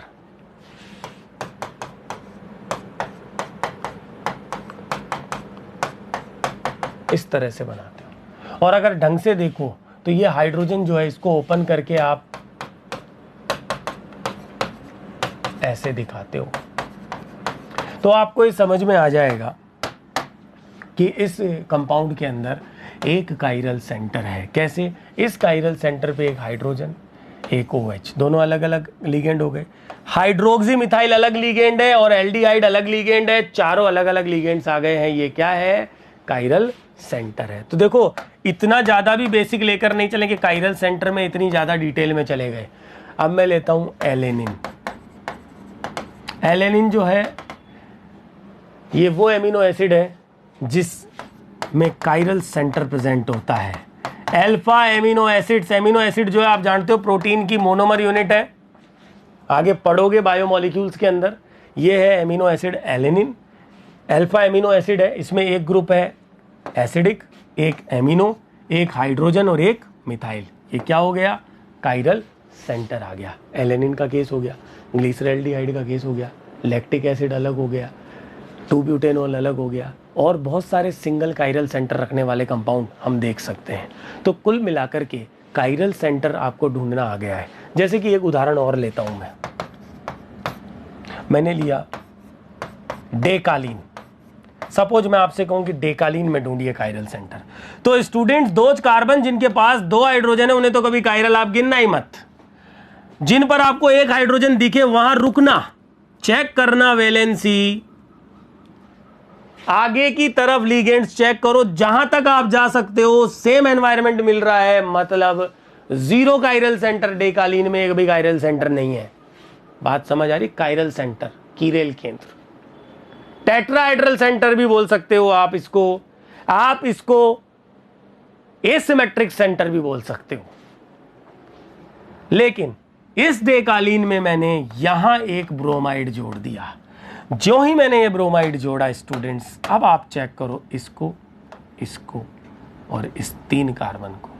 इस कार्बन पर एक ब्रोमीन है, एक हाइड्रोजन है, और इधर 3 डिग्री कार्बन है और इधर 2 डिग्री कार्बन अलग अलग होते हैं। ये एक कायरल सेंटर आ गया। इसी तरह इस कार्बन को और इसको चेक करो, इधर ये अलग एनवायरनमेंट, इधर अलग एनवायरनमेंट, इधर अलग, और एक हाइड्रोजन आप देखोगे भैया ये जो ब्रिज्ड या आप कह दो फ्यूज्ड एटम्स है, कायरल है। टोटल कितने कायरल सेंटर आए? 3 आए। जब आप गिनना सीखोगे ढंग से तो इस तरह की स्ट्रक्चर में भी आपको दिक्कत नहीं होगी। इसी तरह से हम बहुत सारे एग्जांपल्स आप लोग पीडीएफ नोट्स में देखोगे, आप लोगों को कुछ और केसेस भी देखने को मिल जाएंगे, उनको आप चेक कर लेना। केवल कार्बन ही अकेला कायरल सेंटर नहीं होता है, टेट्राहेड्रल नाइट्रोजन भी कायरल सेंटर होता है। देखो ना, ये पायरामिडल ज्योमेट्री रखने वाला टेट्राहेड्रल, पायरामिडल शेप रखने वाला टेट्राहेड्रल ज्योमेट्री रखने वाला नाइट्रोजन भी कायरल सेंटर होता है। क्या मतलब? एक ये वैलेंसी, एक ये लॉन पेयर को भी अलग से स्टीरियो केमिस्ट्री में एक वैलेंसी माना जाता है। स्टीरियो केमिस्ट्री के अंदर ये कायरल नाइट्रोजन है, कायरल है। इसी तरह से फास्फोरस सल्फर टेट्राहेड्रल जो होते हैं ना, वो भी कायरल सेंटर होते हैं। तो केवल कायरल कार्बन को गलती मत करना, कार्बन को ही गलती मत करना कायरल समझने की। सेंटर नाइट्रोजन भी हो सकता है, फास्फोरस भी हो सकता है, सल्फर भी हो सकता है। टेट्राहेड्रल ज्योमेट्री रखने वाला एलिमेंट जिसके चारों संयोजकताएं अलग अलग है, एटम से जुड़ी हुई हैं, एलिमेंट से जुड़ी हुई हैं। इसके अलावा आप ये भी देखो, एक बड़ी बात और सिखा देता हूं, वो कार्बन जिसकी चारों संयोजकताएं तो अलग है, अगर आइसोटॉप जोड़ दें, आइसोटॉप समस्थानिक, उसे भी कायरल समझा जाता है स्टीरियो केमिस्ट्री के अंदर। तो स्टूडेंट्स, ये तो बात हुई कायरल सेंटर की, और अब बात करते हैं इसी में आगे स्टीरियोजेनिक सेंटर।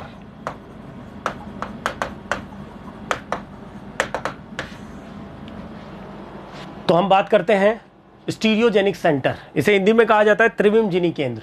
वैसे जनरली मैं आपको बता दूं, मैक्सिमम बुक्स में आप लोगों को ये स्टीरियोजेनिक सेंटर या स्टीरियो सेंटर कायरल सेंटर के साथ लिखा हुआ मिलता है, पर मैं आपको यहां पर इसका फर्क बता देता हूं कि कायरल सेंटर और स्टीरियोजेनिक सेंटर में थोड़ा बहुत फर्क है। स्टीरियोजेनिक सेंटर में वर्ड आ रहा है स्टीरियो, आप समझ सकते हो कि एक ऐसा सेंटर है जिस पर स्टीरियो है कंपाउंड के अंदर, यानी उसकी त्रिविम की व्यवस्था जो है वो जिस सेंटर पे चल रही है स्टीरियो केमिकली, वो एक सेंटर है। तो ये केवल कायरल सेंटर नहीं होगा, ये वो सेंटर होगा जहां पर आप स्टीरियो केमिस्ट्री देख सकते हो। दैट मीन्स केवल कायरल सेंटर ही स्टीरियोजेनिक सेंटर नहीं होता है, ज्योमेट्रिकल आइसोमेरिज्म शो करने वाला ट्राइगोनल प्लेनर कार्बन भी स्टीरियोजेनिक सेंटर में कंसीडर होगा, क्योंकि वो भी स्टीरियो आइसोमर्स बना रहा है, सिस और ट्रांस। स्टूडेंट्स, इसकी डेफिनेशन क्या होगी? स्टीरियोजेनिक सेंटर एक ऐसा सेंटर है जिसके अराउंड किसी 2 वैलेंसी को आप चेंज करो, इस सेंटर के अराउंड किन्हीं 2 लिगेंड को, किन्हीं 2 वैलेंसी को आप चेंज करो तो एक नया स्टीरियो आइसोमर बन के आ जाता है। That centre is called stereogenic centre. For example lactic acid, ये बार बार लैक्टिक एसिड घूम फिर के आ जाते हैं, तो चलो इस बार ग्लिसरैल्डिहाइड ले लेते हैं।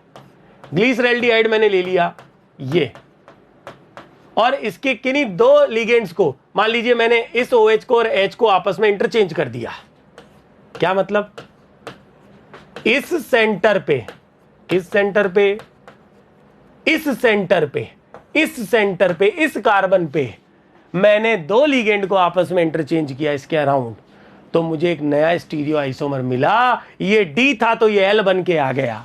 आ रही है बात समझ में?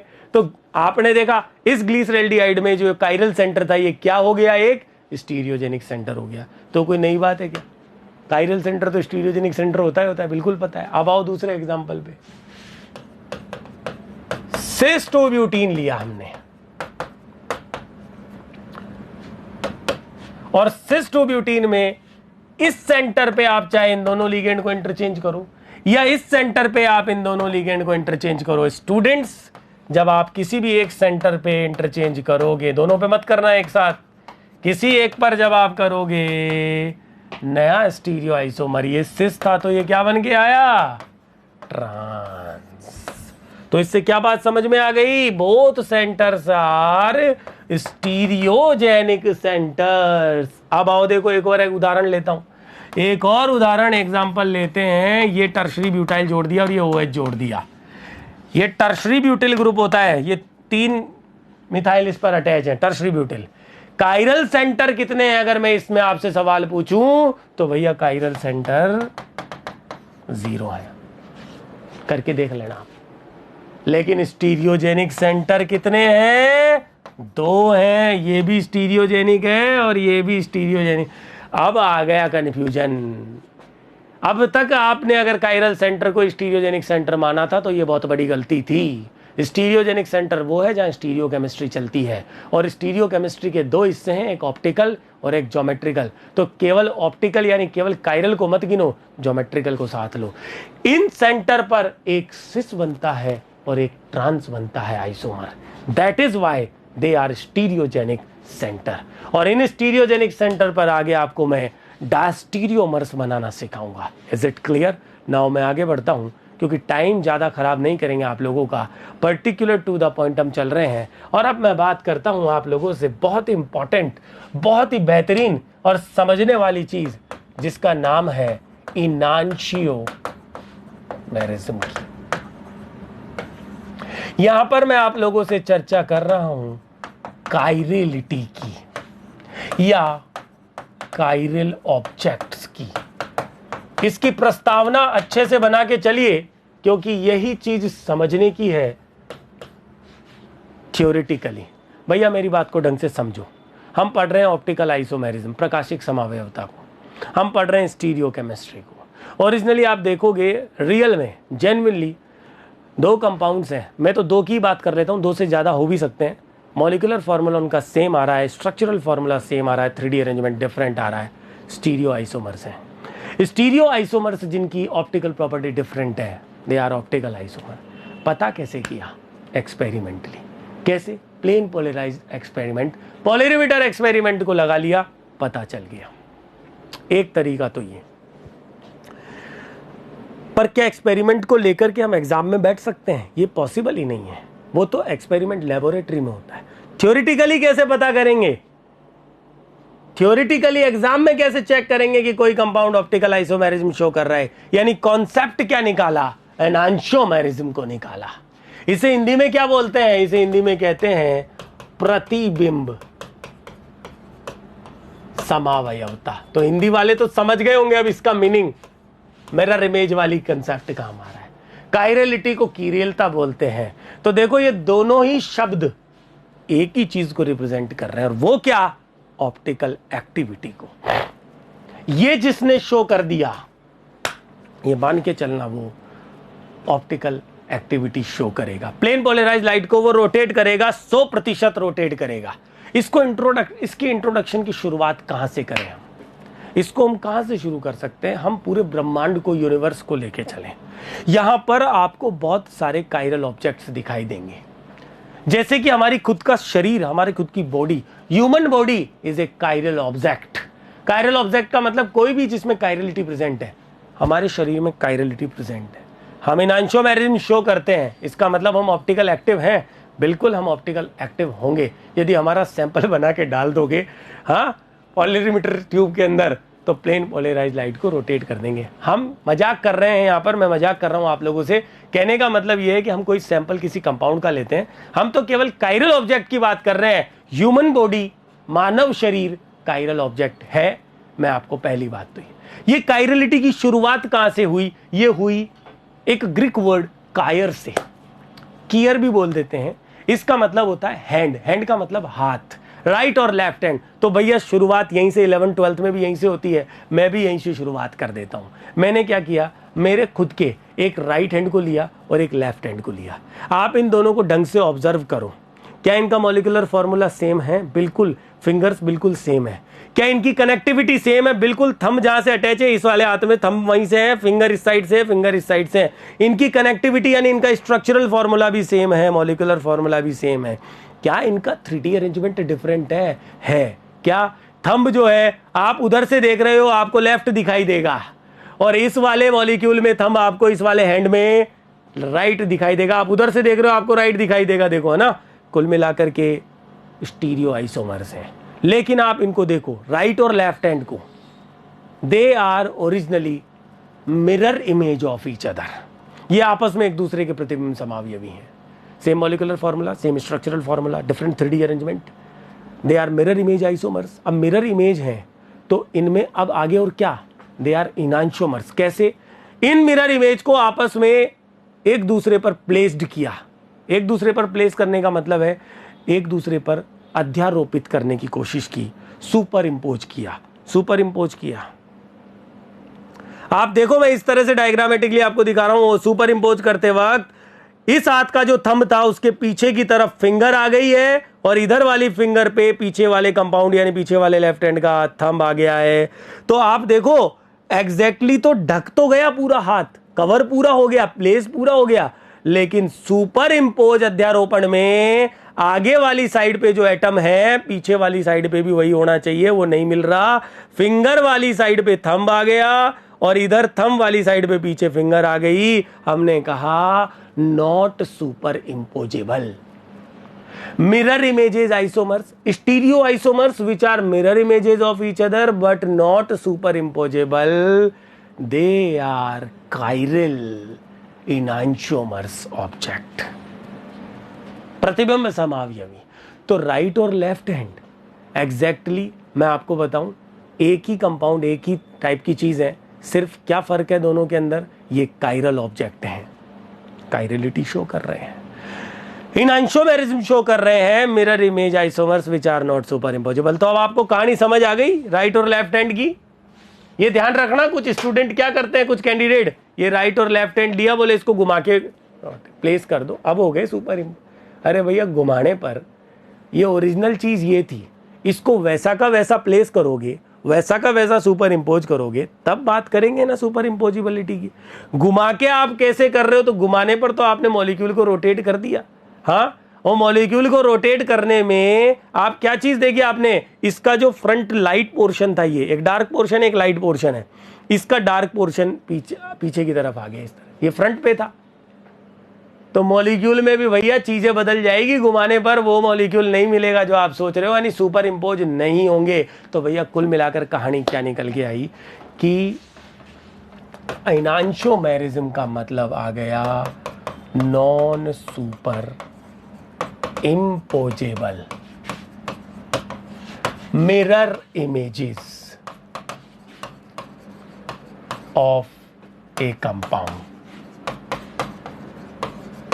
एक ही कंपाउंड की non superimposable mirror image. Student ध्यान दीजिएगा, मिरर इमेज प्रत्येक ऑब्जेक्ट की बनती है। ऑब्जेक्ट में आप किसी को भी ले सकते हो, ह्यूमन बॉडी को भी ले सकते हो, इस पेन को भी ले सकते हो, हाँ, आप इसके अलावा अपने खुद के जूते शूज को भी ले सकते हो, सॉक्स मोजे को भी ले सकते हो, किसी को भी, कान को भी ले लो आप, ये ऑब्जेक्ट हो सकता है, गाड़ी कार को भी ले लो, ये ऑब्जेक्ट हो सकता है। किसी भी ऑब्जेक्ट की आपको बात करनी है, आपको क्या करना है, ध्यान रखना, हर एक ऑब्जेक्ट के मिरर इमेज को ऑब्जर्व करना। अब मिरर इमेज क्या होती है, तो पहले ये आपको बता दूं, ये मेरा लेफ्ट हैंड था, इसके आगे मैंने यहां मिरर लगा दिया, तो मिरर में ये लेफ्ट हैंड ऐसे दिखाई देगा, और ये राइट हैंड इसके आगे मिरर, इसको मिरर में देखोगे, यहाँ मिरर लगा दिया तो मिरर में ये राइट हैंड ऐसे दिखाई देगा। ओरिजिनली अगर बात करें तो मिरर इमेज हर एक ऑब्जेक्ट की बनती है। मेरी खुद की मिरर इमेज इधर मिरर लगाओगे तो बिल्कुल जस्ट डुप्लीकेट दिखाई देगा आप लोगों को, पर मैं खुद कायरल ऑब्जेक्ट हूं, मैंने ये कहा। इसका मतलब मैं अपनी मिरर इमेज पर पूरी तरह से प्लेस नहीं हो रहा। उसका रीजन इंटरनल ऑर्गन, आंतरिक जो हमारे अंग हैं, एक हार्ट है जो लेफ्ट में एक ही है और एक लिवर है जो राइट में एक ही है। तो ये जो हृदय है, हार्ट है, एक है। ये आप देखोगे जब मिरर इमेज बनाएंगे तो जो मिरर इमेज मेरी बन के आएगी, मेरे लेफ्ट में है तो मिरर इमेज में वो राइट में होगा। मुझे वैसा का वैसा प्लेस करोगे, हार्ट सुपर इम्पोज नहीं होगा, लिवर सुपर इम्पोज, इस तरह से और भी ऑर्गन हो सकते हैं जो नहीं हो। कहने का मतलब मेरी मिरर इमेज पर मैं सुपर इम्पोज नहीं हुआ, मैं कायरलिटी शो कर रहा हूं। मैं एक कायरल ऑब्जेक्ट हूं, मैं कायरलिटी शो कर रहा हूं, मैं अपनी मिरर इमेज पर सुपर इम्पोज नहीं हो रहा। दैट मीन्स मैं इनांशोमेरिज्म शो कर रहा हूं। 100% ऑप्टिकल एक्टिविटी शो करूंगा। 100% तो नहीं, कुछ केस हैं अपवाद, तो 99% कह दो इसको आप। अब मेरे दिमाग में है वो एग्जांपल, लेकिन आरपीएससी फर्स्ट ग्रेड लेवल पे वो काम के नहीं है। तो कुल मिलाकर एक स्टेटमेंट दिमाग में बिठा लो कि ये जो शो करता है ना, जो भी ऑब्जेक्ट, वो ऑप्टिकल एक्टिविटी शो करता है theoretically. Experimentally plane polarise light, theoretically enantiomerism check कर लो, कायरलिटी को चेक कर लो। और कायरलिटी चेक करनी है तो आपको क्या चेक करना है? मिरर इमेज, उस कंपाउंड की मिरर इमेज, उस स्टीरियो आइसोमर की मिरर इमेज, और उसमें नॉन सुपर इंपोजेबल रिलेशनशिप। अब क्या हुआ, मैंने लैक्टिक एसिड को बना दिया, लेकिन मैंने ऐसे बना दिया, तो भैया इसकी मिरर इमेज बनाने की गलती मत करना। पहली बात यह है कि आप कोई भी मॉलिक्यूल लिख रहे हो तो उसकी ओरिजिनल, उसकी एक्चुअल 3D स्ट्रक्चर बनाओ। पहले तो 3D स्ट्रक्चर यदि आप बना के दे रहे हो sp3 टेट्राहेड्रल कार्बन की, तो ही आप बात करेंगे उसकी मिरर इमेज बनाने की। तो इसकी ओरिजिनल फॉर्म फिशर प्रोजेक्शन फॉर्मूले में जब ये बनाई मैंने, तो इसकी मिरर इमेज ये बन के आएगी, देखना ये बन के आई। अब ये फिशर क्या होता है, इसको कैसे रिप्रेजेंट करते हैं हम आगे सीख लेंगे भैया। पहली बात देखो, ये बन के आई। अब मैंने इसको एज इट इज उठा के इस पर प्लेस किया। लैक्टिक एसिड की मैंने एक फॉर्म ली ये। अब तक तो मैं मिरर ले ही नहीं रहा था काम, मैं अब इनांशोमेरिज्म सीख रहे हो तो मैंने क्या किया, मिरर लगा दिया ये। तो इसकी मिरर इमेज यही बनेगी। हम जानते हैं लैक्टिक एसिड के 2 स्टीरियो आइसोमर एग्जिस्ट करते हैं, एक ये वाला भी और एक ये वाला भी। 2 स्टीरियो आइसोमर है, दोनों में क्या रिलेशनशिप आया, मिरर इमेज है। क्या ये सुपर इंपोजेबल है कि ये नॉन सुपर इंपोजेबल है? तो चेक करो, इसको उठा करके इस पर डाल दो, पूरा यों का यों, घुमाना मत, प्लेन से मत उठाना, घुमाना मत, इसको यों का यों उठा के रखना। तो क्या दिखेगा, ये OH इस H पर जाएगा और ये H इस OH पे जाएगा। क्या सुपर इंपोज हुआ? नहीं हुआ। अच्छा, इसकी जगह मान लो दोनों हाइड्रोजन ले लेते तो ये कायरल सेंटर रहता ही नहीं। दोनों हाइड्रोजन ले लेते तो ये सुपर इंपोज हो जाता। अरे भैया, ये और ये तो सुपर इंपोज हो रहा है, ये और ये भी सुपर इंपोज हो रहा है, लेकिन ये नहीं हो रहे। कुल मिलाकर सारा का सारा एनवायरनमेंट जो है वो पूरा का पूरा सुपर इंपोज होना चाहिए, तब आप कहते हो उसको इनएक्टिव। अगर नहीं हुआ एनवायरनमेंट सुपर इंपोज तो उसे कहते हो non superimposable mirror image. और जनरली इस तरह की जो आप देखोगे नॉन सुपर इंपोजिबिलिटी, वो ऐसे मॉलिक्यूल्स में दिखेगी जिनमें एसिमेट्री यानी कायरल सेंटर प्रेजेंट होते हैं। लेकिन फिर भी हम तो क्या कह रहे हैं, अब देखो आपने देखा एक कायरल सेंटर मैंने उठा के रख दिया, अब आपके सामने बड़े बड़े ऑब्जेक्ट्स आएंगे, बड़े बड़े मॉलिक्यूल्स आएंगे एग्जाम में मान लो, तो क्या सबको मिरर इमेज को उठा करके सुपर इम्पोज आप कर ही नहीं पाओगे, इतना इमेजिनेशन होगा ही नहीं। तो फिर उसके लिए हमें क्या करना पड़ता है, हमें एक और थियोरेटिकल कंसेप्ट को काम में लेना पड़ता है, वो है एलिमेंट ऑफ सिमेट्री की हेल्प। वो ही ले लेता हूं अगला टॉपिक। तो भैया ये तो आपको समझ में आ गया ना कि कायरलिटी क्या है, एनांशोमेरिज्म क्या है। पर्टिकुलर डेफिनेशन क्या होगी, स्टीरियो आइसोमर्स। स्टीरियो आइसोमर्स ना मत बोलो, आप बोलो mirror images of a compound. हम इसको स्टीरियो आइसोमर भी कंसिडर कर सकते हैं। Mirror images of a compound which are not superimposable into each other, they are called enantiomers. First of all, and this phenomena is called enantiomerism. तो enantiomerism का meaning आपको समझ आ गया होगा कि एक ही कंपाउंड की दो मिरर इमेज और आपस में सुपर इंपोज नहीं हो, प्रतिबिंब समावयवी कहलाती है। यही वो चीज है जो आपको फाइंड करनी है थियोरेटिकली। ये जिसमें प्रेजेंट है इनांशियोमेरिज्म कायरलिटी, वो ऑप्टिकल एक्टिविटी शो करेगा। अब इसे ढूंढने के लिए हम क्या काम में लेते हैं? हम काम में लेते हैं सिमेट्री एलिमेंट, यानी सममिति तत्व। और आपको बता दूं कि आप लोगों को दो सममिति तत्वों की हेल्प लेनी पड़ती है, एक प्लेन ऑफ सिमेट्री की और दूसरा सेंटर ऑफ सिमेट्री। प्लेन को हम सिग्मा कहते हैं, इसको हम आई कहते हैं। मैं आपको बता दूं जो मेजर एलिमेंट है वो ये है। इससे पता चल जाता है कुछ ही केस है जिनमें सेंटर ऑफ सिमेट्री आपको देखनी पड़ती है। तो भैया पहली बात तो आती है सिग्मा यानी प्लेन ऑफ सिमेट्री की।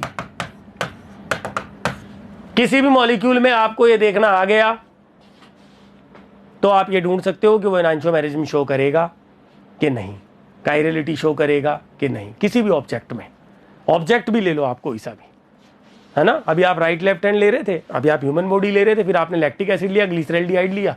किसी भी ऑब्जेक्ट में आपको ऑब्जर्व करना है तो आपको ये दो सिमेट्री एलिमेंट लेने पड़ेंगे। सिग्मा ये क्या है? प्लेन ऑफ सिमेट्री क्या है? ये एक्चुअली एक इमेजिनरी प्लेन है जो किसी भी ऑब्जेक्ट से आप पास करेंगे। Imaginary plane which bisect any object into two equal halves. किसी भी ऑब्जेक्ट को दो बराबर हिस्सों में काटे और वो दोनों हिस्से आपस में मिरर इमेज हो। तो एक सिंगल लैंग्वेज में हम क्या डेफिनेशन दे देते हैं?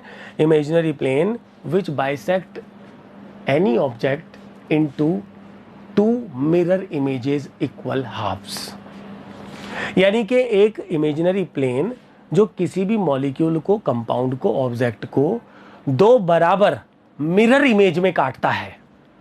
तो बराबर हिस्सों में कटने के बाद वो एक दूसरे की मिरर इमेज है तो प्लेन प्रेजेंट होगा। फॉर एग्जांपल बेंजीन का कोई लेना देना नहीं है कायरलिटी से, मुझे पता ही इसमें मॉलिक्यूलर प्लेन प्रेजेंट है, लेकिन फिर भी एक बार प्लेन ऑफ सिमेट्री समझा दूं आप लोगों को। हाँ, इसलिए बात कर रहा हूं।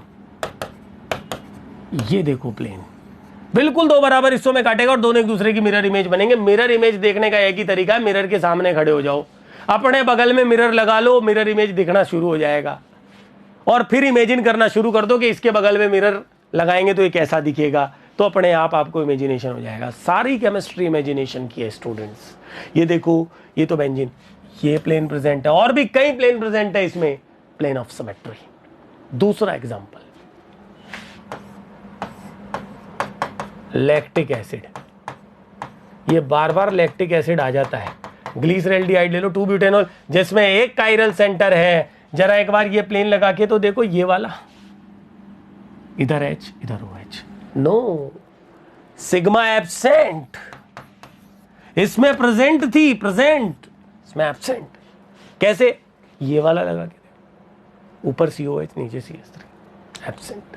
भैया ध्यान रखना, ये नहीं है। ये कोई सा भी प्लेन काटो, कोई सा भी एनी प्लेन किसी भी तरफ से, इमेजिनरी प्लेन जो बराबर हिस्सों में बांटे और वो आपस में मिरर इमेज हो तो सिग्मा होगी, एब्सेंट है। तो एक बात और समझ में आ रही है। देखो और एग्जांपल लेते हैं। एक एग्जांपल लिया मैंने, ये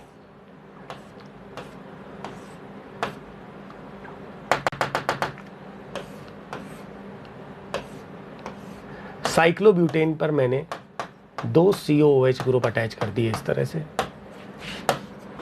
तो आपको मैं बताऊं, इसमें दो कायरल सेंटर प्रेजेंट है मॉलिक्यूल में और इसमें यहां से ये प्लेन ऑफ सिमेट्री। आप इक्वली बाइसेक्ट करोगे, इसको इमेजिन करना, एक कॉपी ले लेना आप 4 मेंबर्ड रिंग की तरह से। 4 मेंबर्ड रिंग को एक कॉपी ले लेना और उसके टर्मिनल वाले कार्बन पे 2 COH, नीचे 2 H, बीच में से एक प्लेन लगेगा। ग्रुप थ्योरी की बात मैं नहीं कर रहा हूं, केवल आपको एक प्लेन की बात कर रहा हूं, इमेजिन करवाना सिखा रहा हूं। बस इतना ही रोल है। वैसे हमें पता है, ये केवल एक सीखने की दृष्टि से हम सीख रहे हैं। सवाल हमारा RS nomenclature, EZ, cis trans और कन्फर्मेशन से आता है, इसलिए ज्यादा बात नहीं करेंगे। सिग्मा देखना आपको आ गया, ये प्लेन प्रेजेंट है। अगर दोनों COOH ट्रांस होते ऊपर नीचे तो प्लेन एब्सेंट आ जाता। आपको सिग्मा चेक करनी है सबसे पहले। फिर आती है सेंटर ऑफ सिमेट्री। ये माइनर पॉइंट है, ये किसी भी ऑब्जेक्ट में ऐसा एक सेंटर है जिसके ऑपोजिट साइड सेम एनवायरनमेंट मिले। अब ऐसा सेंटर मिलना बहुत मुश्किल काम है, ये आसानी से नहीं मिलेगा ऑब्जेक्ट्स में। केवल कुछ ही केस हैं जो आरपीएससी फर्स्ट ग्रेड लेवल पे इंपॉर्टेंट नहीं होते। आपको बता दूं कि आपके लिए सिग्मा फाइंड करना इंपॉर्टेंट फैक्टर है, ये ढूंढ लो आप, इससे आपको कायरलिटी इनांशियोमेरिज्म का पता चल जाएगा। बारी आती है, देखो सेंटर ऑफ सिमेट्री हमारे लिए इतना इंपॉर्टेंट पार्ट नहीं है। आपको दो सिमेट्री एलिमेंट ढूंढने होते हैं, उनमें से आपको मेनली तो सिग्मा ही ढूंढना है। सेंटर ऑफ सिमेट्री ढूंढने की जरूरत नहीं, फर्स्ट ग्रेड लेवल पे कोई काम का नहीं है। बात आती है कि अब हमने सिमेट्री एलिमेंट को फाइंड कर लिया, तो अब हम कैसे पहचानेंगे कि कायरल है, इनांशियोमेरिज्म शो कर रहा है, एक्टिव है कि इनएक्टिव है, ये कैसे पता करेंगे? तो भैया जिन ऑब्जेक्ट्स में, जिन कंपाउंड्स में, जिन मॉलिक्यूल्स में ये दोनों सिमेट्री एलिमेंट एब्सेंट होते हैं, अनुपस्थित होते हैं, वो कायरल ऑब्जेक्ट्स होते हैं। एब्सेंट होंगे, सिमेट्री एलिमेंट एब्सेंट होंगे, सममिति तत्व अनुपस्थित होने जरूरी है, तभी तो एसिमेट्री आएगी। शब्दों से समझो ना। तो भैया सिग्मा और आई ये दोनों एब्सेंट होते हैं, वो ये मान के चलना इनांशियोमेरिज्म शो करते हैं, कायरलिटी शो करते हैं, ऑप्टिकल एक्टिव होते हैं, दे आर कायरल ऑब्जेक्ट्स। यदि ये दोनों एलिमेंट्स या दोनों में से कोई एक उसमें प्रेजेंट आ गया मॉलिक्यूल में, तो वो इनएक्टिव हो जाएगा, असक्रिय हो जाएगा, इनांशियोमेरिज्म शो नहीं करेगा, कायरलिटी भी शो नहीं करेगा। उस ऑब्जेक्ट को क्या बोलेंगे? ए कायरल। जिसमें इन दोनों में से कोई एक या दोनों ही सममिति तत्व उपस्थित होंगे, वो ए कायरल ऑब्जेक्ट होगा। अब तीसरा वेरी इंपॉर्टेंट स्टेटमेंट सुनना, तीसरा वेरी इंपॉर्टेंट क्या है? दोज कंपाउंड्स, ऐसे यौगिक जिनमें केवल एक कायरल सेंटर, एक कीरेल केंद्र, एक कायरल सेंटर उपस्थित होता है, केवल एक, हमेशा ऑलवेज कायरलिटी शो करते हैं, ऑप्टिकल एक्टिविटी शो करते हैं, इनांशियोमेरिज्म शो करते हैं। मैंने बोला इनांशियोमेरिज्म शो करने का मतलब ऐसे कंपाउंड जिनमें एक कायरल सेंटर है, केवल एक है, उसकी दो फॉर्म बनेगी मिरर इमेज और दोनों आपस में सुपर इंपोज नहीं होगी। ये तो आप लिख लो पहले ही। मतलब ऐसे कंपाउंड का एग्जांपल हमारे सामने लिख दिया एग्जाम में, जिसमें एक ही कायरल सेंटर, जैसे लैक्टिक अम्ल, glyceraldehyde, butanol, two butanol sorry, alanine amino acid, ऐसे जिनमें एक कायरल सेंटर है, देखने की जरूरत नहीं है, वो हमेशा एक्टिविटी शो करेंगे, ऑप्टिकल, इनांशियोमेरिज्म शो करेंगे, कायरलिटी, क्योंकि उनमें दोनों सममिति तत्व अनुपस्थित आएंगे। तो भैया उनमें ढूंढने की जरूरत नहीं है, तो फिर कहां ढूंढे? जिनमें एक से ज्यादा कायरल सेंटर आ जाए, या ऐसा कंपाउंड कोई बन के आ जाए जिसमें कायरल सेंटर ही नहीं है। तो बोले कायरल सेंटर नहीं होगा, वो ऑप्टिकल एक्टिविटी दे सकता है क्या? दे सकता है। कायरल सेंटर की प्रेजेंस लेना देना नहीं है। ऑप्टिकल एक्टिविटी के लिए मस्ट कंडीशन क्या है? पूरे मॉलिक्यूल का कायरल होना, इनांशियोमेरिज्म शो करना। तो कुल मिलाकर कहानी समझ में आ गई है कि आपको चेक करना है प्लेन ऑफ सिमेट्री को mainly. Plane absent, molecule chiral, plane present, molecule achiral, inactive में जाएगा। Don't be confused. स्टेटमेंट को ढंग से रिवाइज करना, ऑब्जर्व करना, ये बात हो चुकी है कायरलिटी और इनांशियोमेरिज्म की। ठीक है स्टूडेंट्स, अब इसके बाद जो है मैं आप लोगों को इसके बाद अगले जो वीडियो है उसमें आप लोगों को पहले मैं रिप्रेजेंटेशन सिखाऊंगा, कैसे टेट्राहेड्रल कार्बन को 3D में रिप्रेजेंट करते हैं। फिर मैं आप लोगों को diastereomer, meso compound and then RS nomenclature की तरफ लेके चलूंगा। तो कुछ इसमें टाइम लगेगा आगे जो है, अभी इसको यहीं पर रोक लेते हैं। इतने को आप ढंग से रिवाइज करने के बाद अगले वीडियो को आप ठीक से ऑब्जर्व करना। लास्ट में इससे संबंधित जितने भी सवाल पूछे गए हैं उनको भी डिस्कस करके चलेंगे। ओके स्टूडेंट्स, तो नेक्स्ट वीडियो में आप लोगों से मुलाकात करेंगे। Good bye.